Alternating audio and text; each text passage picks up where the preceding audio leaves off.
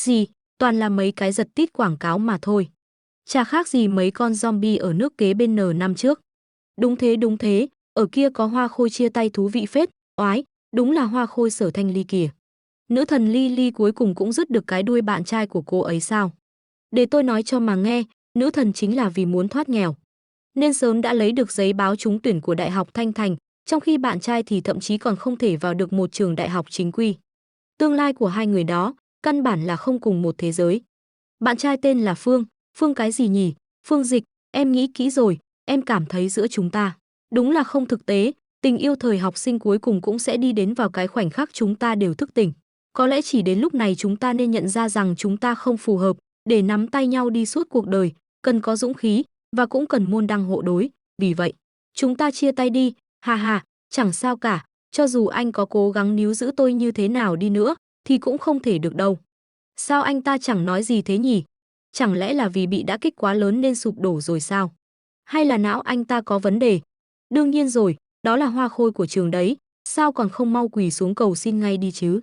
Hai, nhưng trong bộ dạng anh ta thế này, vốn dĩ không xứng với Bạch Phú Mỹ đâu. Cóc ghẻ muốn đòi ăn thịt thiên nga, chả thà thay bằng tôi, được, cô ấy liền bất ngờ, không có chuyện khác để nói nữa đúng không? Vậy thì tôi đi trước đây, này, anh, sao lại như thế này? Là giả vờ, hay là thật đây, còn có chuyện gì nữa?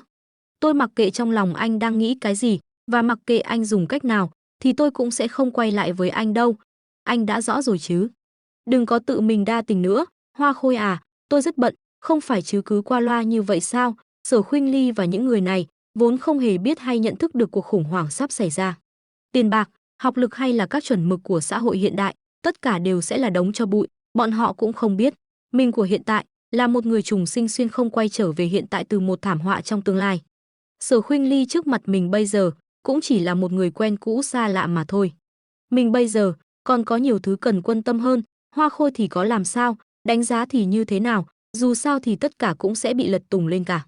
Ngụ ý cơ thực sự chính là tất cả con người trên Lam Tinh. Câu chuyện này bắt đầu từ đêm qua, Phương Dịch mở mắt ra, phát hiện thấy sau 364 ngày và 11 giờ 59 phút, linh khí sẽ bắt đầu khôi phục hoàn toàn. Một khi linh khí khôi phục bắt đầu, thì thế giới sẽ trải qua những thay đổi chấn động không thể lường trước.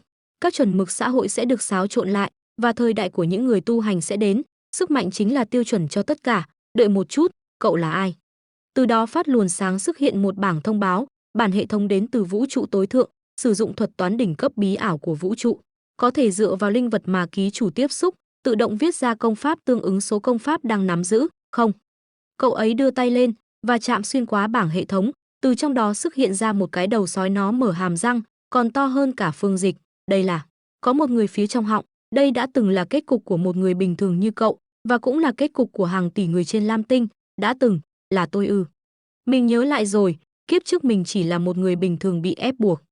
Rất khó khăn để sống sót, lúc đó mình chỉ muốn vượt qua, thoát khỏi trận thảm họa này, chỉ là mình đã chứng kiến đất nước sụp đổ, vạn dân gặp họa, nhưng cuối cùng cũng không thể thoát khỏi sự truy đuổi của quái vật biến dị, mình đã chết trong tuyệt vọng, nhưng trong lòng đầy sự không cam và báo thù, muốn đạt tới đỉnh phong, có lẽ vì vậy mà mình đã được hệ thống này lựa chọn và quay trở lại hiện tại, 1 năm trước khi linh khí chính thức được phục hồi. Hiện tại, hầu hết mọi người đều không cảm nhận được bất cứ điều gì về sự hồi phục của linh khí. Trong thời gian này, mình sẽ tận dụng mọi sự bất thường do linh khí tạo ra. Hệ thống đang tiến hành một lượt phần định mới, ký chủ đã ràng buộc với bản hệ thống, khởi động đường đua mới, mọi thứ trên thế giới đều có thể được dùng làm tài liệu cho bản hệ thống biên tập, hãy nỗ lực thu thập, tập hợp năng lực và công pháp cường đại để trở thành người tu hành cường mạnh, giải cứu thế giới. Tình hình mà nhân loại đang phải đối mặt hiện nay cực kỳ nghiêm trọng, đây là điều chưa từng thấy trong lịch sử. Chúng ta không thể tìm ra câu trả lời từ quá khứ, mà chỉ có thể dựa vào khả năng của chính bản thân và cố gắng hết sức để thích nghi với môi trường. Đây là chính quyền vậy mà không xoa dịu hay phủ nhận những bất thường gần đây, mà thay vào đó lại kêu gọi người dân thực hiện các biện pháp phòng ngừa. Hành vi này chính là lời cảnh báo mà chính phủ Hạ Quốc không thể diễn đạt rõ ràng mà đã cố tình phát ra. Trước đây, những báo cáo về hiện tượng quái lực loạn thần tuyệt đối sẽ không bao giờ được lan truyền qua màn ảnh rộng như thế này. Cách tiếp cận thầm lặng và tinh tế này chính là phương pháp nhất quán của Hạ Quốc, điều mà có thể khiến người dân giữ được cái đầu lạnh và tin tưởng vào đất nước. Làm như này quả thực khá tốn công và phiền phức, nhưng hiệu quả thì tốt hơn nhiều so với súng GATLING được mua miễn phí ở cửa hàng bên cạnh. Đúng rồi, hệ thống đã nhắc nhở, mọi thứ đều có thể cho mình sử dụng, vậy chẳng phải là nói ở đâu có dị tượng là mình nên đi tới đó sao? Đại học Thanh Thành yêu cầu sinh viên chú ý an toàn và thực hiện các biện pháp chống nắng. Cường độ tia cực tím tại Đại học Thanh Thành đã đạt mức cao nhất trong gần 100 năm. Các trường đại học nổi tiếng hiện nay cũng thổi phồng như thế này à? Với nhiệt độ cao như vậy thì mọi người đã chết từ lâu rồi. Đúng là tin giả, tin này đã mua hot search à? Đợi đã, tại sao thời tiết lại có thể khác biệt đến thế nhỉ? Đại học Thanh Thành chỉ cách đây 15 phút đi xe thôi mà, chỉ số tia cực tím, không, có vấn đề. Việc báo cáo của học sinh sẽ diễn ra bình thường, vui lòng tránh các khu vực có tia cực tím mạnh ở cổng phía Bắc và đi qua các ngã tư khác như bình thường. 74 độ C, được lắm. Trên thế giới này, khi có điều gì bất thường xảy ra, thì hầu hết mọi người đều không quan tâm và chỉ coi đó là một mánh lới quảng cáo. Chỉ có mình mới biết, kỳ ngộ đầu tiên của mình đã đến rồi. Đây là cổng phía Bắc của trường Đại học Thanh Thành có ít người nhất. Quả nhiên là bất thường.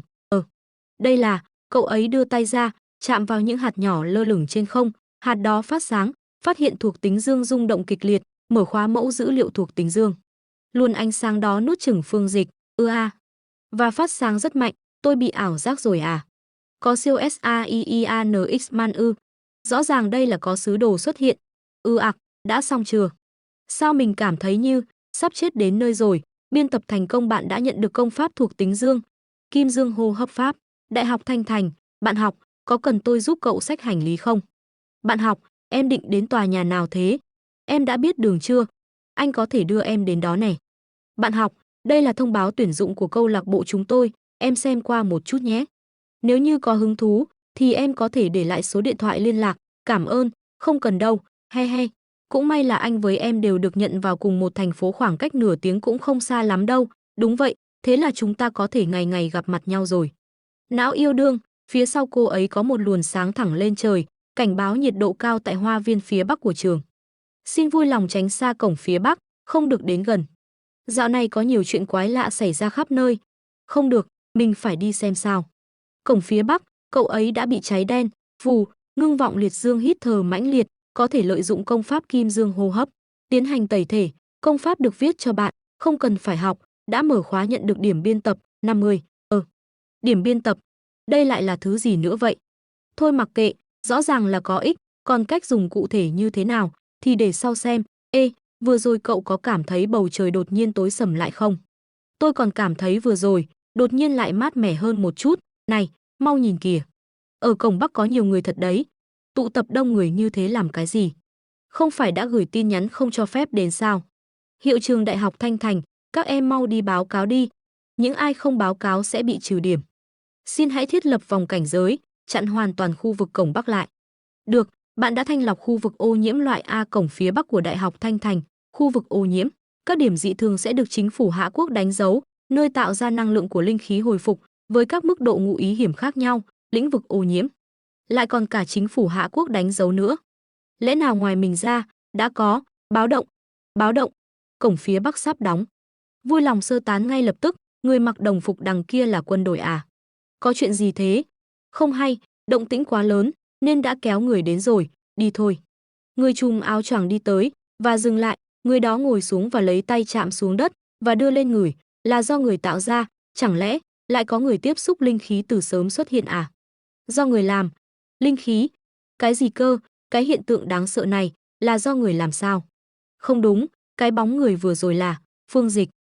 Đừng có ngơ thế, Sở Khuynh Ly, với thành tích như vậy, thì làm sao anh ta có thể xuất hiện ở Thanh Thành được? Nhà của Phương Dịch, chuyện gì đang xảy ra vậy? Cái hơi nóng này, cảm giác cứ tỏa ra từ cơ thể của mình không dứt. Trường nước lạnh, bật điều hòa, đều không thể làm giảm được, cứ thế này, thì đêm nay ngủ sẽ không được ngon đâu, đợi đã, hôm nay đã gây ra chuyện lớn như vậy, thì liệu có ai phát hiện ra không ta? Mình phải xem lại mới được, tìm kiếm số 1, Hiệp hội tu hành linh khí cập nhật bảng cảnh giới mới. Hiệp hội tu hành linh khí, có chút ấn tượng, hình như ở kiếp trước, có xuất hiện một hiệp hội trực tuyến, thỉnh thoảng có công bố một số quy tắc tu luyện, nhưng vào thời điểm đó, phần lớn mọi người đều nghĩ rằng đó là một tiểu thuyết gia đang viết chơi tu tiên hiện đại. Khoan đã, chẳng lẽ người mà mình gặp ở Đại học Thanh Thành trước đó chính là mở ra chi tiết về cảnh giới của người tu hành, nhất cảnh, quỷ phủ thần công dựa vào thiên địa linh khí để tạo ra bình khí nhân giang, nhị cảnh, tạo linh, mượn sức mạnh thiên địa, mở ra thần linh huyết mạnh, tạo ra khí nội linh, tam cảnh, kim cương, huyết mạch linh khí kim cương bất hoại, bách cốt quân thông, có quyền năng nắm giữ thuộc tính.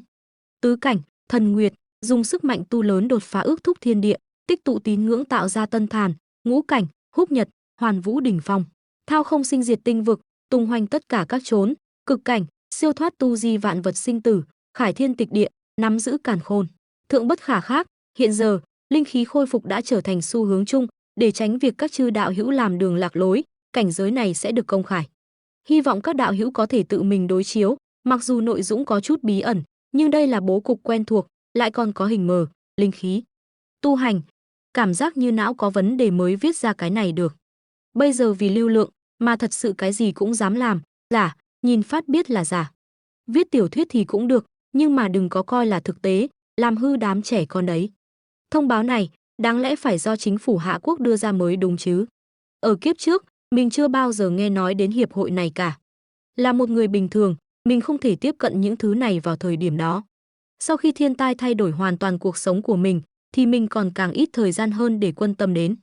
Lúc đó vì muốn giữ mạng, nên đã tiêu tốn toàn bộ tinh khí lực rồi.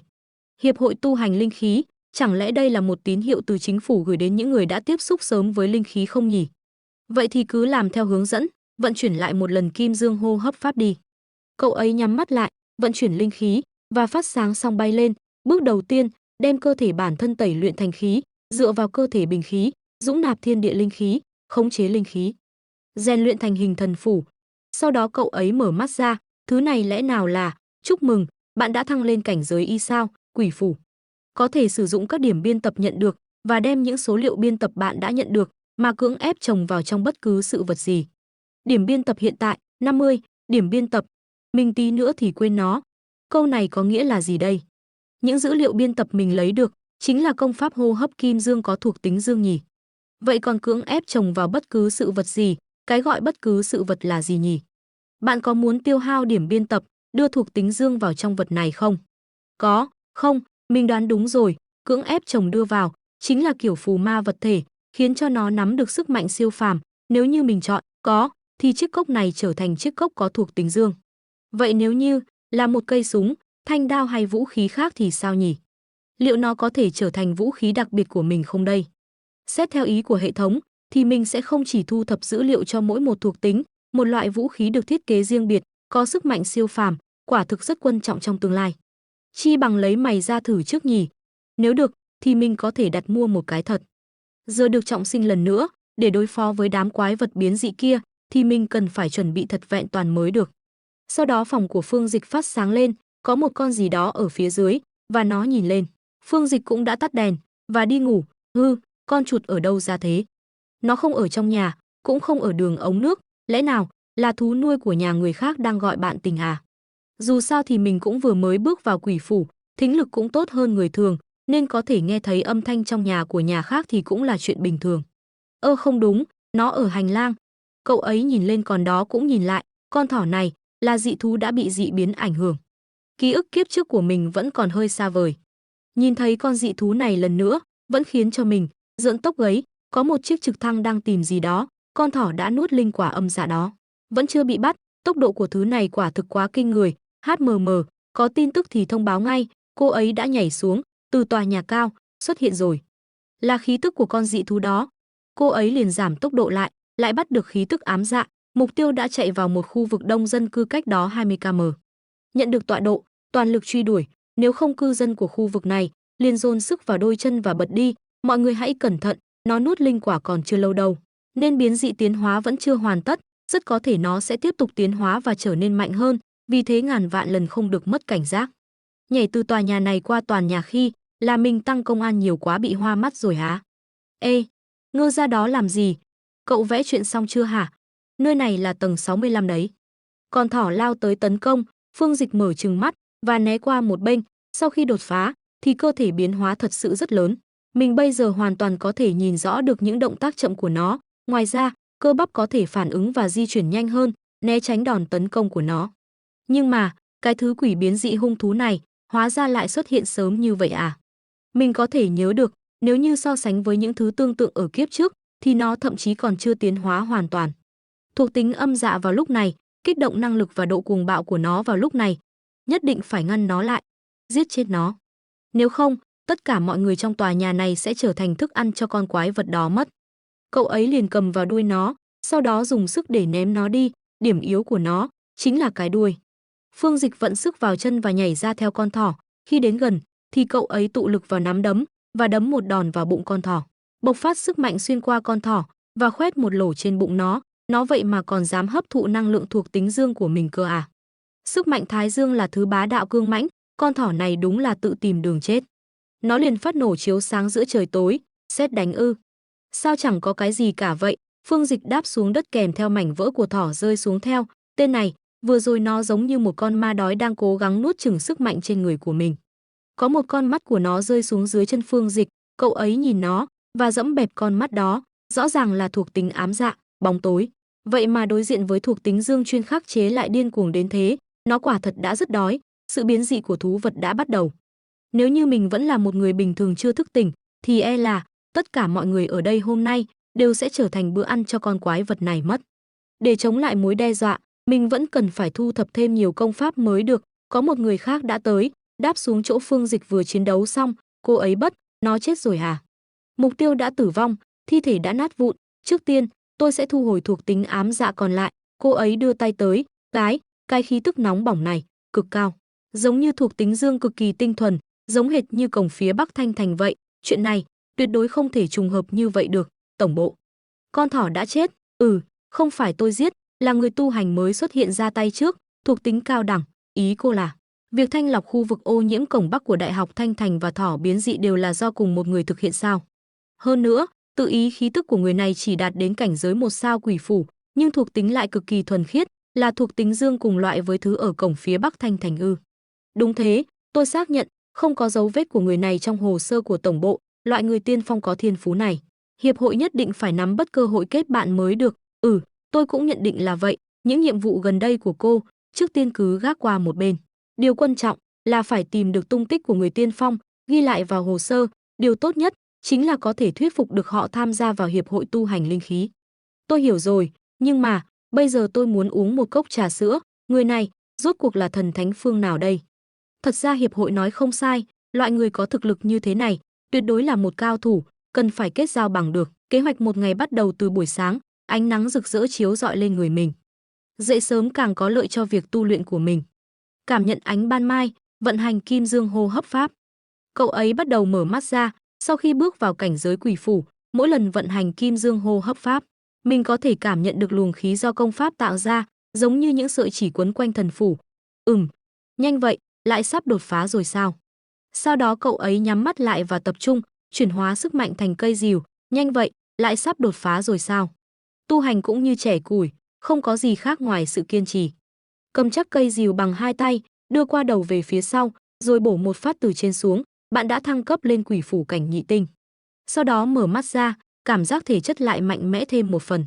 Chỉ là, tốc độ thăng tiến của mình tuy nhanh, nhưng cũng bởi khi đột phá lên 1 sao trước đó, phần dư khí do tu luyện đó tích tụ vẫn chưa dùng hết, tiếp theo, phải từng bước vững chắc mà nâng cấp thôi. Chỉ có điều, dị tượng do mình tu luyện gây ra quá nổi bật, vẫn nên tìm một nơi yên tĩnh thì hơn.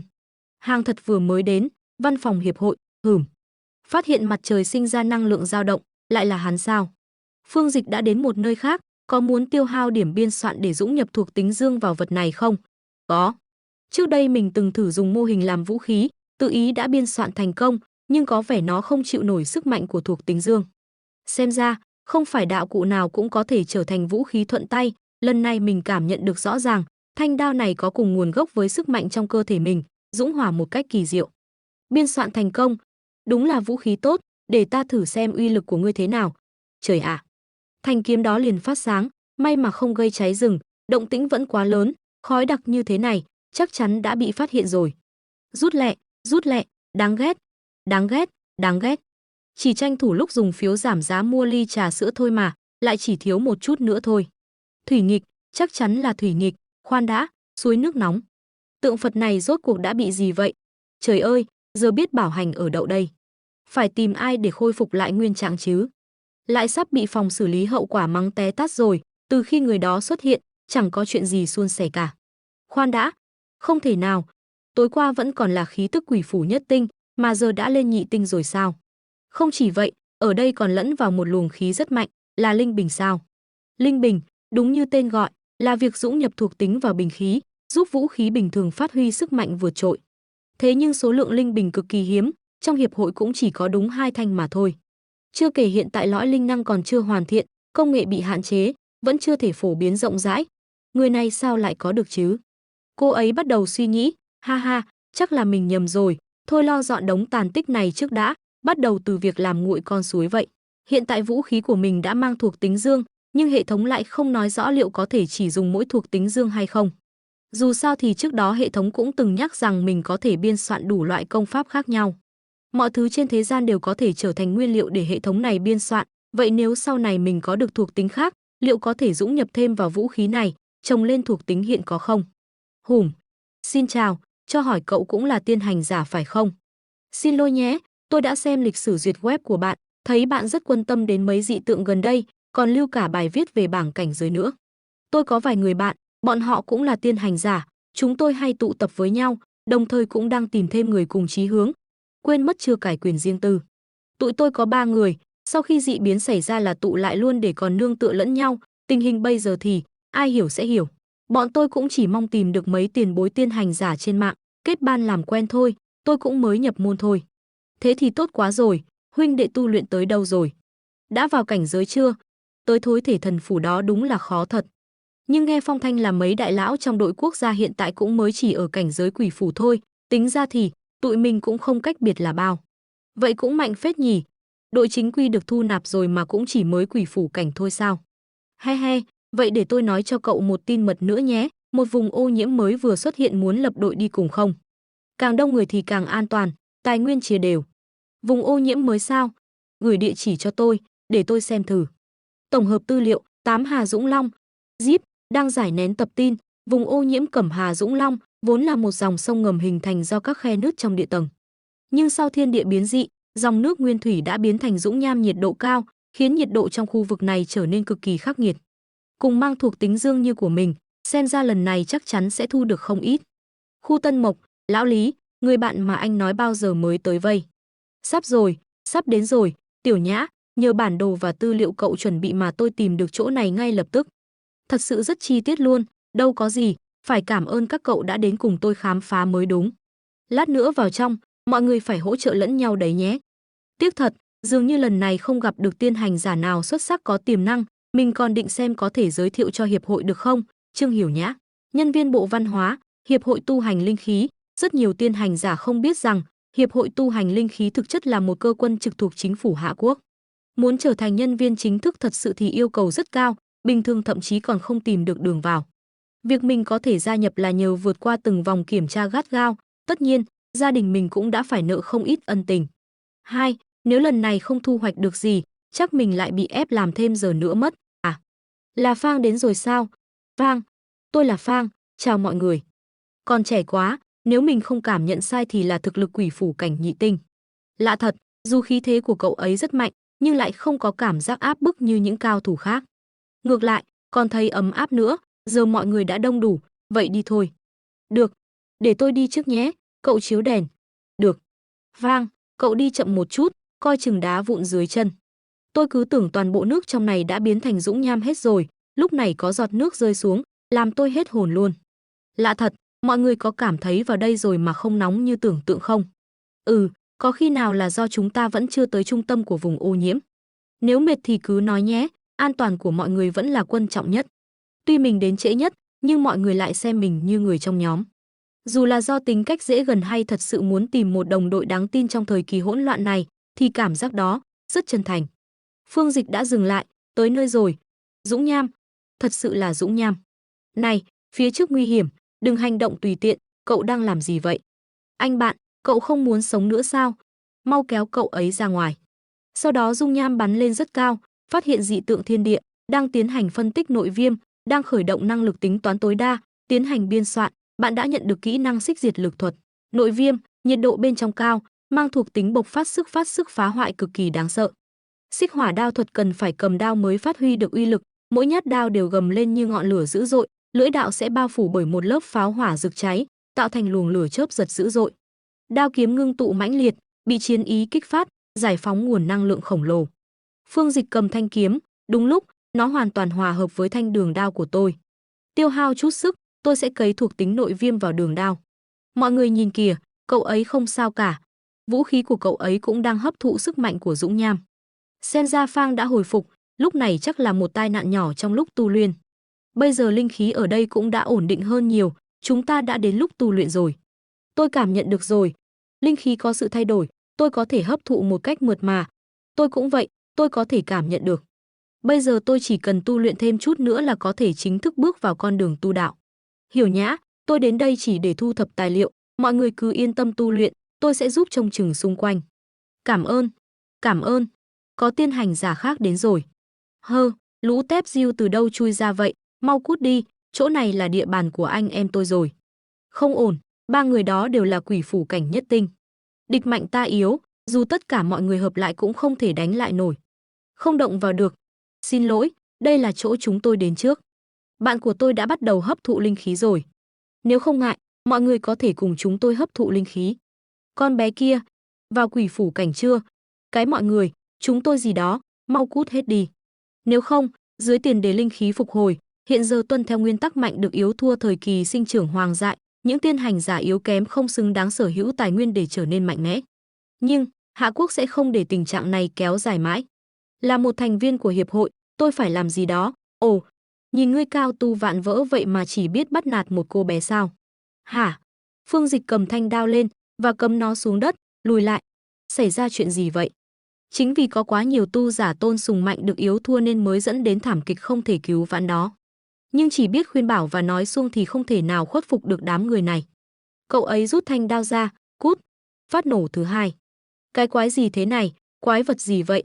Chạy. Đại ca đỉnh quá. Đao vừa rồi quá ngầu luôn. Đâu có, là do bọn họ quá đáng thôi. Mọi người tu luyện cũng kha khá rồi nhỉ, muốn rời đi chưa? Khu vực ô nhiễm ở đây dường như đã không còn linh khí nữa rồi, chúng ta đi thôi. Nếu nhát đao vừa rồi thật sự chém xuống, thì giờ nơi này chắc chỉ còn lại vài bộ thi thể cháy đen thôi. Cậu ấy chắc chắn là một thiên kiêu tiên hành giả sở hữu thuộc tính cao cấp, lại còn mang theo thiên phú đỉnh cấp. Nhất định phải báo với tổ chức. Văn phòng hiệp hội tu hành linh khí, Hiểu nhã, ý cô là lại có thêm một tiên hành giả mang thuộc tính cao cấp xuất hiện sao? Lại gì cơ? À, không có gì, tôi đã ghi chép lại rồi, nếu có tiến triển gì hãy thông báo cho tôi ngay lập tức. Cô ấy liền tắt cuộc gọi, thầy ơi, chẳng lẽ chúng ta gặp may rồi sao? Liên tiếp xuất hiện hai tiên hành giả có thuộc tính cao cấp, gì mà gặp may chứ? Những người mang thuộc tính cao cấp hiện nay không ai là không có thân phận tôn quý, được coi trọng đặc biệt tương lai đều sẽ là nhân vật đứng ở trung tâm quyền lực. Đúng là khó xử. Muốn từ chức rồi, nhìn kìa. Cái người cosplay anh ia đẹp trai quá trời luôn á. Thanh đạo đạo cụ trông thật quá trời luôn á, đeo sau lưng nhìn ngầu hết biết. Muốn hỏi thử là làm ở đâu vậy, đúng là đấng nam nhi trong các đấng nam nhi. Là kẻ thống trị. Đỉnh cao. Phương Dịch, giả vờ làm coser nhưng lại quá nổi bật khiến người ta chú ý. Cậu ấy nhìn vào điện thoại, tiểu thuyết tu tiên thành hiện thực. Ánh kim rực rỡ, từ khí đông lại xuất hiện bên ngoài động đá ngàn năm. Thậm chí còn có nhiếp ảnh ra ghi lại được cảnh một con rồng khổng lồ bay ngang qua. Theo lời một người giấu tên cho biết, đã từng gặp một cao thủ mang theo đại đao đang tu luyện tại nơi này, và chính người đó đã xuất thủ đuổi bọn họ đi. Tất cả là do nội viêm gây ra. Sơ suất quá rồi, Phật gia nhiệt lượng lên đến 2000 độ C, không tạo dị tượng mới là chuyện lạ. Người tiết lộ đặc điểm của tôi chắc không phải là lão Lý hay Trương Hiểu Nhã đâu nhỉ. Đã hấp thụ nhiều linh khí mang thuộc tính dương đến vậy, cảm giác chỉ cần vận hành thêm một lần kim dương hô hấp pháp nữa là có thể đột phá rồi. Kệ đi, mau chóng ra sau núi thôi. 5 phút sau, nhà Phương Dịch sau núi, có một cây sảnh cấm xuống đất, cuối cùng cũng xong. Chuyên gia làm vườn, Tô Thanh Huỳnh. Đây là khí tức thật bá đạo, người này đang ở trong núi. Không đúng, là ai vậy?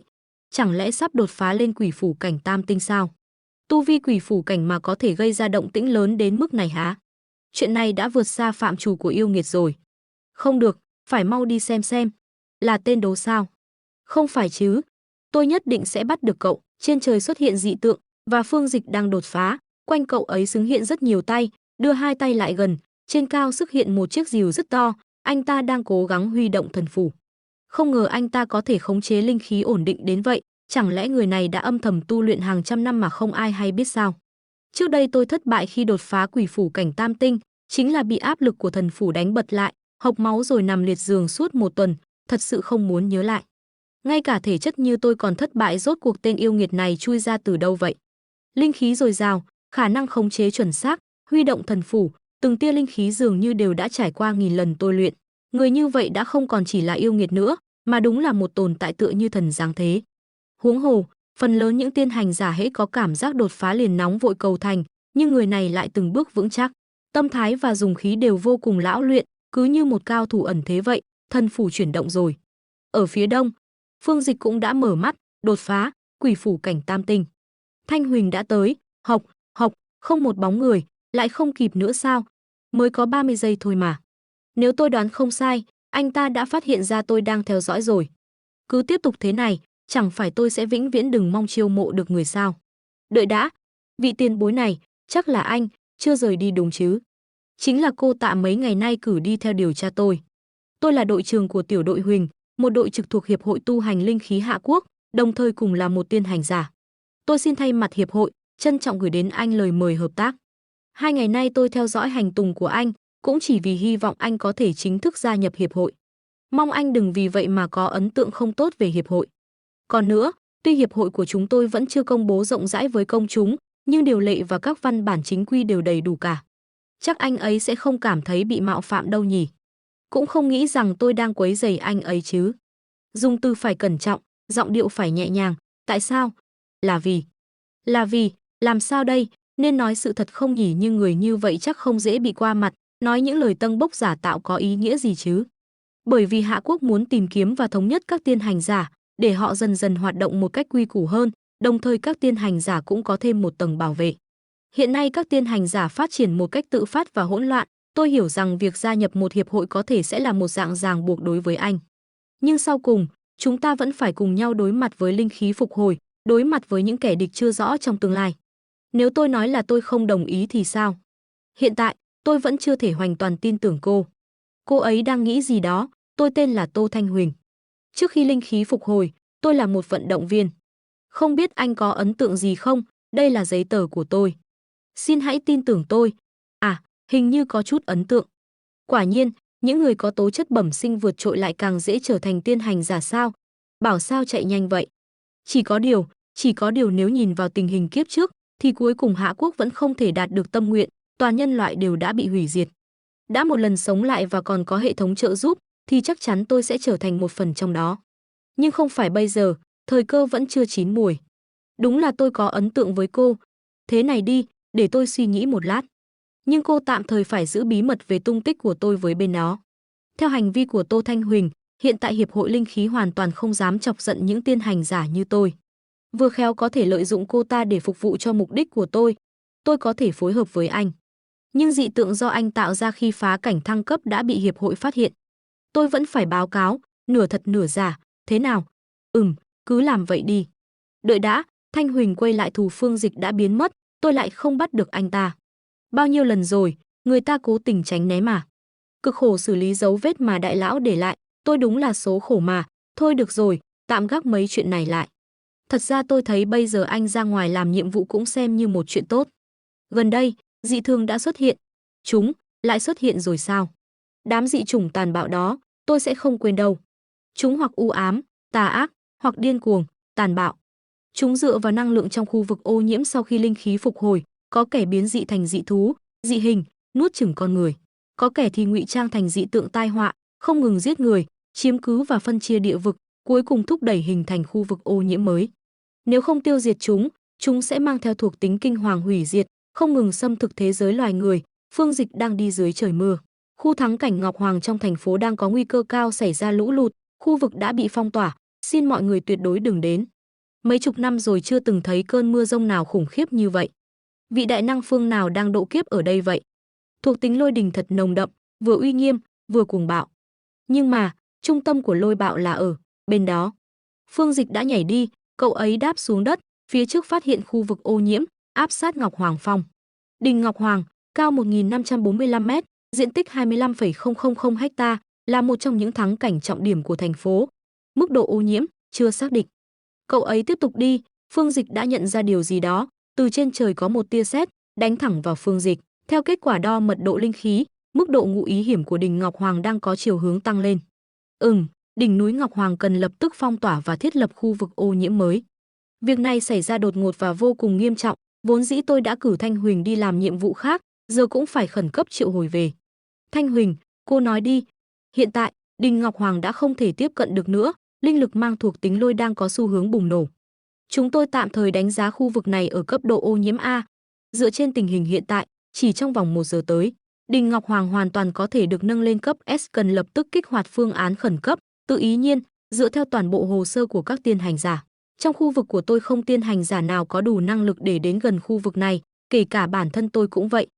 Ngay cả với tiên hành giả tam tinh của quỷ phủ, kết quả suy đoán cũng cho ra xác suất tử vong là 100%. Vậy thì cứ bắt đầu phong tỏa từ chân núi Ngọc Hoàng, cử người tuần tra 24/24 để ngăn không cho ai lên núi. Đồng ý, cắt đứt ngụ ý cơ từ gốc, phong tỏa hoàn toàn ngọn núi. Khu vực ô nhiễm vừa hình thành, linh khí đang bùng phát dữ dội, tuyệt đối cấm mọi người lại gần, đợi đến khi mật độ linh khí giảm xuống rồi mới tiến hành khảo sát tiếp. Có một tia sét đánh xuống, may mà mình có Kim Dương hô hấp pháp thương thân.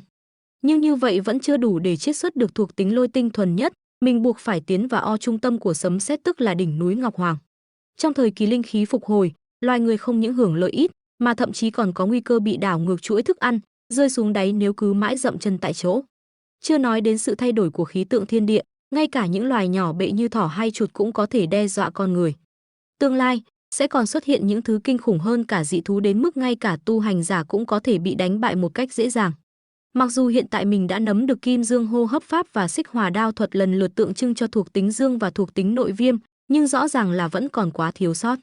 Trước đó, mình đã tiêu tốn điểm biên soạn để khảm cả hai thuộc tính này vào thanh đường đạo. Thuộc tính dương giúp tăng khả năng phòng ngự và sức chịu đựng của đao, còn Xích Hỏa đao thuật lại gia tăng sức mạnh phá hủy trong tấn công. Nhưng nếu quá phụ thuộc vào vũ khí, sẽ để lộ không ít sơ hở. Chỉ khi bản thân thật sự mạnh mẽ, mình mới có thể khống chế đám sinh vật hung tàn và xảo quyệt đó, từ đó giành được lợi thế. Sức mạnh lôi đình ở đây chính là cơ hội tuyệt vời để mình một lần nữa rèn luyện và cường hóa bản thân. Muốn không ngừng trở nên mạnh hơn, thì phải biết nắm bắt cơ hội trong những biến động của thiên địa. Nếu không, chỉ còn cách chờ chết trong những trận thiên ai. Cậu ấy liền cầm thanh đao, ối, lực cản mạnh quá. Ối hừ, Phương Dịch bị sét đánh thẳng vào người, loại thuộc tính lôi cực hạn này vốn dĩ chính là sức mạnh tàn bạo của thần phạt. Nó không ngừng tạo áp lực, giận dữ vì mình dám bước vào vùng cấm của nó, muốn ép mình phải quỳ rạp dưới chân nó. Nhưng, phải làm sao để khiến nó phục tùng và trở thành sức mạnh của mình? Bình tĩnh lại, suy nghĩ thật kỹ. Hệ thống từng nhắc, mình phải tiếp xúc trực tiếp với linh lực gốc. Ra rồi, Kim Dương hô hấp pháp, toàn lực vận chuyển. Lại một tia sét khác đánh xuống, Cậu ấy liền chống đỡ, phun luôn cả máu, phải cố trụ trước, đến được đỉnh phía trước, sau đó, liều mình để sống sót. Lôi đình linh khí thật bá đạo và nồng đậm. Chỉ cần hít thở cũng cảm nhận được cơ bắp tê dại. Nó muốn tôi chết. Nhưng mà, một tia sét cực mạnh đã đánh xuống, phát hiện thuộc tính lôi cực mạnh. Đang phân tích, cả đời tôi chưa từng thấy tia sét nào lớn như vậy. Có phải một đại thần từ vị diện cao đang độ kiếp sao? Sao tôi có cảm giác như nhìn thấy một bóng người trên bầu trời, sét này mà đánh vào khu trung tâm thì làm sao đây? Không lẽ nó sẽ đánh xuyên nhà tôi sao? Bạn đã nhận được thần lôi bách luyện. Dẫn động thiên lôi, tôi luyện nhục thân thành thần. Nhận được 50 điểm biên soạn. Thuộc tính lôi đình, một thuộc tính cao cấp mạnh mẽ chuyên về tấn công. Khác với thuộc tính dương, thuộc tính lôi đình có thể tôi luyện thân thể, lấy thân hóa lôi, bất luận công hay thủ đều bá đạo bậc nhất. Từng nói về người tu hành thời thượng cổ, linh khí dồi dào, công pháp thông thiên, đều dẫn lôi nhập thể, gánh chịu lâu dài, thân như núi non, bất tử bất diệt. Lôi đình vừa là mũi thương của tôi, cũng là tấm khiên của tôi. Tôi cảm nhận được, sức mạnh của lôi đình không chỉ đơn giản là phá hủy và hủy diệt, mà còn là sự tẩy rửa và tái sinh. Tôi có thể cảm nhận nó mài giũa và cường hóa gân cốt, kinh mạch của tôi, trong quá trình tôi luyện ấy, lại không hề có chút đau đớn nào. Đây là lôi đình phán xét thuần túy, trừng phạt mọi tà ác, có thể gây 300 sát thương bạo kích, có muốn tiêu hao điểm biên soạn không? Vậy nên, phải dũng nạp nó vào trong đường đao sao? Tuy dũng nạp thuộc tính lôi đình sẽ khiến nó trở nên cứng cấp hơn, nhưng lại sẽ phá vỡ sự thuần khiết của thuộc tính dương nhỉ. Huống hồ, nếu dung nạp quá nhiều thuộc tính, e rằng cây đường đao này sẽ không chịu nổi. Có rồi, dũng nạp vào tay phải. Có muốn dũng nạp thuộc tính lôi vào vật này không? Không, có. Sau đó sức mạnh của sét đi vào tay của Phương Dịch, ngày hôm sau, đỉnh núi Ngọc Hoàng. Thiếu tá Hàn, tình hình không như chúng ta dự đoán, Khu vực ô nhiễm đỉnh núi Ngọc Hoàng trong vòng 3 giờ đã giảm nồng độ linh lực từ đỉnh điểm xuống mức ô nhiễm nhẹ. Tự ý nhiên, hiện trong không khí vẫn còn lưu lại một lượng lớn điện tích. Đã có người từng đến đây, là một tiên hành giả. Thiếu tá quân đội Hàn Lễ. Gì cơ? Lại là tiên hành giả à? Người còn sống không? Tôi không cảm nhận được thuộc tính của hắn cũng như thời gian rời đi, có lẽ đã quá lâu. Thêm vào đó là trận mưa bão đêm qua đã xóa sạch dấu vết, có lẽ là khoảng 8 giờ tối qua, người đó đã rời đi bình an vô sự. Tại sao chứ? Thời gian dị tượng bắt đầu khoảng 6 giờ tối qua, chúng ta đã phong tỏa chân núi lúc 7 giờ, có lẽ hắn đã lên núi trước đó, nếu không thì chắc chắn chúng ta đã phát hiện ra. Đỉnh điểm lôi bão trên đỉnh Ngọc Hoàng là lúc 7 giờ tối, cô chẳng phải cũng đã dùng đạo cụ của hiệp hội để dự đoán rồi sao? Rạng sáng, mức độ ô nhiễm trên đỉnh Ngọc Hoàng sẽ đạt cấp S, nhưng sau 8 giờ, nồng độ linh khí bạo động đã giảm xuống. Ngoài ra, tôi có thể cảm nhận được, người này có lẽ cũng sở hữu năng lực thuộc tính lôi điện, nên mới có thể tiếp nhận những lôi kiếp này. Dị tượng lần này lại là một cơ hội lớn đối với hắn. Vì vậy tôi suy đoán, người này không chỉ còn sống, mà dị tượng lần này cũng thay đổi vì hắn, nếu không thì quá trùng hợp rồi. Người này rốt cuộc là tình cờ gặp được cơ duyên, hay chủ động tiếp xúc với dị tượng thiên địa, nhanh hơn chúng ta một bước. Loại người này là đáng sợ nhất, không biết rốt cuộc họ đứng về phía nào, nếu gây hại cho xã hội, tai họa sẽ không kém gì dị tượng, nhất định phải nhanh chóng tìm ra hắn. Hát xì. Tiếp theo, bằng mọi giá phải nhanh chóng tìm ra người này. Tên gọi, tạm thời đặt là Bạo Quân. Cũng hy vọng hiệp hội có thể sớm chiêu mộ được Bạo Quân, phía chúng tôi cũng sẽ phong tỏa tin tức và nhanh chóng tiến hành điều tra. Đó là điều đương nhiên, tự ý nhiên, phía chúng tôi cũng có một vị tiên hành giả cấp cao đang cố gắng liên hệ. Tiểu Tô, cô hãy báo cáo lại với thiếu tá Hàn một chút. Vâng. Chuyện là thế này, chính là vị tiên hành giả đã thanh tây dị thường ở khu vực ô nhiễm cấp A cổng Bắc Đại học Thanh Thành trước đó. Nguy rồi, nguy rồi, nguy rồi, tuyệt đối đừng lộ ra mà. Gần đây tôi vẫn luôn cố gắng tiếp xúc với anh ta, nhưng đáng tiếc là người này hành tung rất bí ẩn. Tôi từng phát hiện thi thể của thỏ biến dị bị anh ta tiêu diệt, nếu không đoán sai thì anh ta sở hữu thuộc tính dương viêm. Tôi sẽ cố gắng tiếp cận anh ta, làm rõ cách anh ta đã thanh tẩy cổng Bắc Đại học Thanh Thành. Tổ tông ơi! Tôi đã cố hết sức rồi, tin tức nửa thật nửa giả mới khiến người ta tin được, không nói gì cả, chỉ có nước gặp rắc rối thôi. Thuộc tính dương viêm sao? Tôi hiểu rồi, Tiểu Tô, cô vất vả rồi. Chúng ta cần những người trẻ tài năng như cô, những người luôn tiến lên và tiếp bước thế hệ trước như dòng nước sông Trường Giang cuộn chảy không ngừng. Thiếu tá Hàn khen quá rồi, đây là trách nhiệm của tôi. Tôi nhất định sẽ tiếp tục cố gắng. Chúng ta cũng sẽ tung ra một vài chiêu khói gây nhiễu về thiên tai, cứ tạm thế đã. À, thật ra tôi không hoàn toàn đồng tình với việc các ông đăng tin về linh khí trên mạng, điều đó rất dễ bị kẻ xấu lợi dụng. Ha ha, cái này à, cuối cùng cũng kết thúc rồi. Nhà Phương Dịch, Kim Dương hô hấp pháp, khô giáo, sau khi được truyền thêm thuộc tính lôi, vẫn có thể cảm nhận được sự thay đổi rõ rệt. Phần tay phải của tôi dường như đã bị thuộc tính lôi biến đổi thể xác, trở thành bộ phận cứng cáp nhất trên toàn thân, sức tăng rất lớn. Hiện tại tôi dường như có cảm giác đang tiến đến điểm giới hạn để thăng cấp lần nữa. Nhưng điều khiến tôi ngạc nhiên nhất là, thuộc tính lôi đỉnh vốn dĩ rất hung bạo, vậy mà sau khi được cấy ghép lại trở nên hiền hòa như chú mèo con, có thể điều khiển một cách thuần thục. Khi mở khóa thuộc tính dương, lần đầu sử dụng Kim Dương hô hấp pháp, cơn đau ấy thật sự khiến tôi không nỡ nhớ lại. Chắc là sau khi bị tôi hấp thụ thì sẽ không yếu đi đâu nhỉ. Hệ thống nhắc nhở rằng thuộc tính lôi này còn có sát thương bạo kích tăng 300% đối với tà sùng dị thường, thật sự không thể chờ được mà muốn thi triển thử xem sao. Điện thoại Phương Dịch rung lên, lại xảy ra chuyện gì nữa vậy? Sau sự kiện lần này, tôi lập tức đặt tin tức vào diễn đàn thành thông báo đặc biệt để theo dõi sát sao. Hiện đang là thời điểm thiên hạ đại loạn, để bảo vệ an toàn cho người dân một cách tối đa, Tổng hội Hạ Quốc sẽ luôn phát cảnh báo nguy hiểm ngay trong thời gian sớm nhất. Tuy nhiên, những cảnh báo này lại ẩn chứa cơ hội, mà đối với một người tiên phong như tôi thì đó là một sự cám dỗ vô cùng lớn. Dù có phải đánh đổi cả mạng sống, tôi cũng nhất định phải đến đó một lần để thử vận may.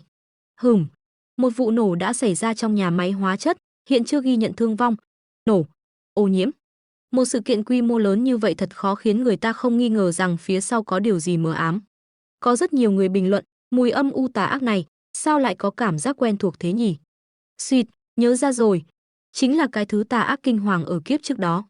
Đừng, động, có một con chuột rất to và Phương Dịch đang núp, không lẽ là chúng nó? Những thứ đó đặc biệt thích xuất hiện vào những thời khắc âm u và tăm tối nhất. Ban đầu có thể chỉ là động thực vật bình thường, nhưng sau khi biến dị, chúng lại có thể sở hữu trí tuệ. Sức mạnh trở nên cuồng bạo, từ khả năng quan sát, bắt giữ đến năng lực giết chớp nhoáng đều được tăng cường đến mức vô cùng quái dị. Chuyện này nguy hiểm gấp trăm lần so với con thỏ biến dị trước đó. Đêm nay nhất định phải xuất phát, ngăn chặn chúng tiếp tục sinh tồn và tiến hóa. Đã đến lúc kiểm nghiệm thực chiến khả năng bạo kích tăng 300% của tôi rồi. Trời mưa rất to, đèn giao thông đang màu đỏ, khi chuyển qua xanh thì có những cái bóng đi qua. Tổng bộ, đội phá hoại đang truy dấu dị thể hồ sơ số 7, Trúc Dạ, hiện tại tạm thời đã mất dấu mục tiêu. Hiện tại đã biết năng lực của Trúc Dạ là dũng hòa vào bóng đêm, ẩn giấu hình thể. Khi đến gần sẽ phát ra những tiếng xì xèo nhỏ li ti, có sở thích ăn thịt người. Xin hãy nhanh chóng hỗ trợ bổ sung hồ sơ. Với thời tiết thế này, chắc chắn nó sắp bắt đầu săn mồi rồi. Chúng ta tuyệt đối không thể để chuyện như thế xảy ra. Đã rõ. Tư liệu bổ sung cho hồ sơ số 7, Trúc Dạ đã được gửi đi. Yêu cầu hành động bao vây và tiêu diệt đã được nâng lên mức ưu tiên B, dự kiến sẽ được xử lý trong vòng 12 giờ tới. Đội phá hoại, xin hãy tiếp tục nhiệm vụ truy đuổi, nhất định phải lấy bảo đảm an toàn tính mạng làm ưu tiên hàng đầu. Bọn họ đang đi trên mái nhà, được 12 tiếng đồng hồ, tuy không phải là nhanh, nhưng đó đã là sự hỗ trợ lớn nhất mà tổng bộ có thể cung cấp rồi. Hạ quốc đất rộng, khắp nơi đều đang xảy ra dị biến và phục sinh, tổng bộ cũng lực bất tòng tâm. Đợi đã. Khu vực mà mọi người đang tiếp cận hiện có nhân viên của Hiệp hội Tu tiên Linh khí chúng tôi đóng tại đó. Đội trưởng tiểu đội, Tô Thanh Huỳnh hiện đang thực hiện nhiệm vụ quan sát tiên hành giả, chúng tôi có thể gửi tin nhắn để cô ấy tạm thời hỗ trợ mọi người. Được, cảm ơn nhiều. Xin hãy nhanh chóng để cô ấy tới hỗ trợ, tôi đã từng nghe nói về thành tích thực chiến của cô ấy rồi. Hả? Từ bao giờ mà tôi lại nổi tiếng đến vậy chứ? Là các người à? Gọi tôi Tăng Ca à? Tô Thanh Huỳnh, lần này chúng ta đang xử lý dị thường Trúc Dạ chuyên ăn thịt người đây, không phải chuyện tăng ca hay không đâu. Đây là thái độ nhờ giúp đỡ của các người đấy à? Xem ra đội phá hoại thực lực phi phàm, cũng chẳng cần người tăng ca hỗ trợ đâu nhỉ. Vậy thì Huỳnh tiểu đội xin phép không tham gia nữa. Ấy, lão đại gan thế, lỡ người ta bị ăn thịt thật thì sao bây giờ? Vậy thì đó là vấn đề của người ta, như thể nhiệm vụ của chúng ta không nguy hiểm vậy. Xin hãy đợi đã. Xin lỗi, vừa rồi tôi đã hơi nóng này, mong mọi người vẫn có thể hỗ trợ điều tra tung tích của nó. Sự lợi hại của Trúc Dạ chắc mọi người cũng rõ. Nếu không có năng lực tìm kiếm và định vị của mọi người hỗ trợ, thì không chỉ chúng tôi bị ăn thịt cũng đành chịu, mà toàn bộ người dân trong thành chắc chắn sẽ không còn ai sống sót. Bọn họ đứng trên mái nhà, tìm thấy rồi, ở bên này. Có luồn gió bay đi, hồ sơ số 7, Trúc Dạ sở thích, bóng tối, ẩm ướt, ăn thịt người. Rõ, đội phá hoại. Bắt đầu hành động. Con chuột cũng đã thấy bọn họ, mục tiêu đã phát hiện chúng ta, đội phá hoại nhanh chóng triển khai trận hình. Đông, Tây, Nam, Bắc, bao vây toàn diện. Sau đó một người nhảy lên, tay người đó được BOC bởi linh khí, đi. Chém vào con chuột, cả hai đều lùi về, phía sau con chuột mọc ra gì đó, có hai cánh sau lưng nó, chú ý sóng âm, né tránh ngay. Dùng sóng âm tấn công bọn họ, không sao chứ. Đội trưởng. Quả nhiên Trúc Dạ rất mạnh, nếu chúng ta không kịp rút lui lúc này, có lẽ giờ thịt nát xương tấn rồi. Sức phá hoại khủng khiếp như vậy, lại còn mang thuộc tính bóng tối đáng sợ, nếu tiếp tục ở lại trong khu vực thành phố thì chắc chắn sẽ gây ra thảm họa. Nó liền thổi phồng miệng lên, phun ra luồng khói màu xanh lá và bắt đầu ăn mò đất đá dưới chân nó đang định đào đất mà chạy trốn. Đội trưởng Tô, đây là thuộc tính bóng tối mang đặc tính ăn mòn, chỉ cần chạm vào vật thể là có thể ngay lập tức phá hủy cấu trúc của nó. Chúng ta không có thuộc tính khắc chế cao cấp để đối phó. Dù nó có thể ăn mòn mặt đất, nhưng cũng không thể ngay lập tức tạo ra một lối thoát hiểm để chui ra. Vậy nên đừng phá vỡ trận hình của đội phá hoại. Mọi người cẩn thận. Chúng ta chủ yếu vẫn là thu thập thông tin kịp thời và chỉ huy điều chỉnh chiến thuật. Nó lao tới tấn công một người và hất tung người đó, đừng để nó chạy mất, đuổi theo. Con chuột chạy trước, bọn họ theo sau. Chờ đã, nồng độ linh lực dị thường ở đây dường như bỗng nhiên tăng lên đột ngột. Hai người ở ngoài đợi, tôi sẽ theo họ vào bên trong. Được. Đây là bên trong nhà máy bỏ hoang sao? Để tôi kiểm tra trước nồng độ linh khí ở đây đã. Đây là thiết bị hỗ trợ mới do hội đồng nghiên cứu chế tạo phải không? Đúng vậy, đồng hồ cho thấy mức ngưỡng nồng độ linh lực dị thường mà một tiểu đội có thể xử lý là 50. Còn nồng độ dị thường của Trúc Dạ lúc này là 48. Chờ đã, ngưỡng đã vượt qua 80 rồi và vẫn đang tăng một cách chóng mặt. Chỗ này có lẽ không chỉ có một dị thường đâu. Có con gì đó phía sau bọn họ, không ổn. Thật sự còn có một dị thường khác nữa. Trúc Dạ kia chắc là cố ý dẫn dụ chúng ta vào bẫy. Mau rút lui, không thể ở lại đây lâu được. Chúng ta đi về phía cửa ra. Nếu nó muốn ngăn cản, sẽ không thể giấu được dấu vết. Với vài người chúng ta, hoàn toàn có thể hợp lực mở lại cánh cửa lớn. Bên này. Mắt tôi, không đúng, cả giác quan và cơ thể tôi đều đang bị khí độc xâm nhập. Mọi người vẫn ổn chứ? Không có ai trả lời, cứ như thể trong nhà máy bỏ hoang này chỉ có một mình tôi vậy. Nhưng họ chắc vẫn ở quanh đây, chỉ là tôi không thể cảm nhận được họ, và họ cũng không thể đáp lại tôi. Hồi tưởng lại thì, Trúc Dạ đã dẫn chúng ta vào nhà máy, mà nơi này thật ra không, là lãnh địa của một dị thường khác. Vừa rồi tôi đột nhiên mơ hồ cảm nhận được một chút, rất có thể đó là một con mãng xà khổng lồ. Khác với thuộc tính bóng tối của Trúc Dạ, làn xương đen này có độc. Chúng ta đã trúng độc ngay từ khoảnh khắc bước vào trong màn xương rồi. Khí độc này có thể làm tê liệt các giác quân của chúng ta và đẩy nhanh quá trình tiêu hao linh khí. Nếu chúng ta dùng linh khí để tấn công, sẽ chỉ khiến bản thân suy kiệt nhanh hơn, và cuối cùng, linh lực đã gần cạn kiệt. Không có linh khí hộ thể, chắc chẳng bao lâu nữa ta sẽ trở thành một cái xác không hồn mất thôi. Rốt cuộc đây là dị thường gì vậy? Vừa có trí tuệ chiến đấu, lại còn sở hữu năng lực nghịch thiên đến mức này, khiến chúng ta bị xoay như trong chóng. Cứ kết thúc như vậy sao? Phía trên mái cho khe hở và ánh sáng chiếu vào, Thanh Huỳnh mở mắt và nhìn lên, có một người từ đó đi vào. Thanh Huỳnh cũng đã ngất do khí độc, người nhảy vào là Phương Dịch. Cậu ấy đáp xuống, thì ra là một dị thường mang thuộc tính bóng tối à? Con rắn đó tấn công, Phương Dịch đã nhảy sang một bên, và con chuột cũng tấn công, thì ra là vậy, ở đây có hai con dị thường. Một con phụ trách dụ mỗi, một con phụ trách thu hoạch. Cũng nhanh nhạy đấy chứ. Bảo sao linh khí ở đây lại đậm đặc bất thường như vậy. Thích cắn người lắm à, vậy thì từ từ thưởng thức mùi vị của lôi điện đi. Chém con rắn một nhát, tới người rồi, có sợ lửa không? Con rắn lại tấn công, Phương Dịch lộn người né được, nhìn đây. Cậu ấy tiến tới chém đôi con rắn, và đáp xuống đất, Phương Dịch thấy gì đó, con rắn đang hồi phục, quả nhiên vẫn còn giấu chiêu. Từ chỗ Phương Dịch chém có lôi điện, nó lan ra toàn thân con rắn. May mà tôi cảm nhận trước được khí tức hắc ám của con rắn lớn này còn đậm đặc hơn cả Trúc Dại. Vừa rồi khi dùng đường đao, vào khoảnh khắc phát huy sức mạnh nội viêm, tôi đã khống chế sức mạnh thu hồi nột viêm. Đề đao làm vật dẫn dồn tụ và dẫn luồn sức mạnh lôi đình trong tay vào cơ thể con rắn. Là một dị thường có sức mạnh hắc âm, Trúc Dạ tuy quỷ dị và đáng sợ, nhưng sức mạnh khá yếu háo máu nhưng số, nhân loại có thể bị hại chỉ 1-2 người, còn lâu mới bằng tiến hóa. Nhưng con rắn này, chậc, vảy rắn, quả nhiên là dị chủng, ngay cả trí tuệ cũng cao hơn, âm tiễn thật khó phòng bị. Độc tính của thứ này kèm theo hiệu quả tê liệt, lặng lẽ đoạt mạng mà không ai hay biết. Nhưng tôi có thể cảm nhận được cơn đau nhói, chắc là nhờ tác dụng của kim dương hô hấp pháp lưu chuyển không ngừng trong cơ thể. Thuộc tính dương viêm có thể hòa tấn độc vật, kim dương hô hấp pháp hộ thể trị liệu, sức mạnh lôi đình thanh tẩy. Hai thứ này khi phản ứng với sự xâm nhập của độc vật cũng có thể mang lại cảm giác đau rõ rệt, nhắc nhở tôi về đòn tấn công đến từ kẻ địch. Nhưng những kẻ xui xẻo khác, cho dù có chút năng lực hộ thể, cũng e là vô phương cứu chữa. Ngẫm lại con rắn này có thể lặng lẽ trở nên tu lớn như vậy, ngoài việc ít nhất có năng lực kiểu quỷ phù tam tinh, chắc chắn cũng liên quan đến cách săn mồi bất ngờ như thế này. Chưa kể, kết hợp với Trúc Dạ thì quả thật là phương pháp hoàn hảo để bày những tiên hành giả tinh nhuệ. Người mà nó ăn chắc hẳn không ít rồi, e là có rất nhiều tiên hành giả chưa kịp hợp lực với chính phủ rồi. Cuối cùng thì, dù nó có gian ác và độc ác đến đâu, không cam lòng đến mấy cũng chỉ còn cách tấn biến thành cho bụi mà thôi. Nội hỏa lực này rất tinh khiết, nhưng quả thật sức mạnh lôi đình 3 lần chí mạng vẫn nổi bật hơn. Cảm giác kỹ năng thực chiến của tôi hiện tại cũng coi như là khá tốt trong số các tiên hành giả rồi phải không? Cậu ấy đứng nhìn, lại gần, chạm vào, còn có người ở đó, khụ khụ khụ. Là cô ấy sao? Người của hội đó, tên Tô gì ấy?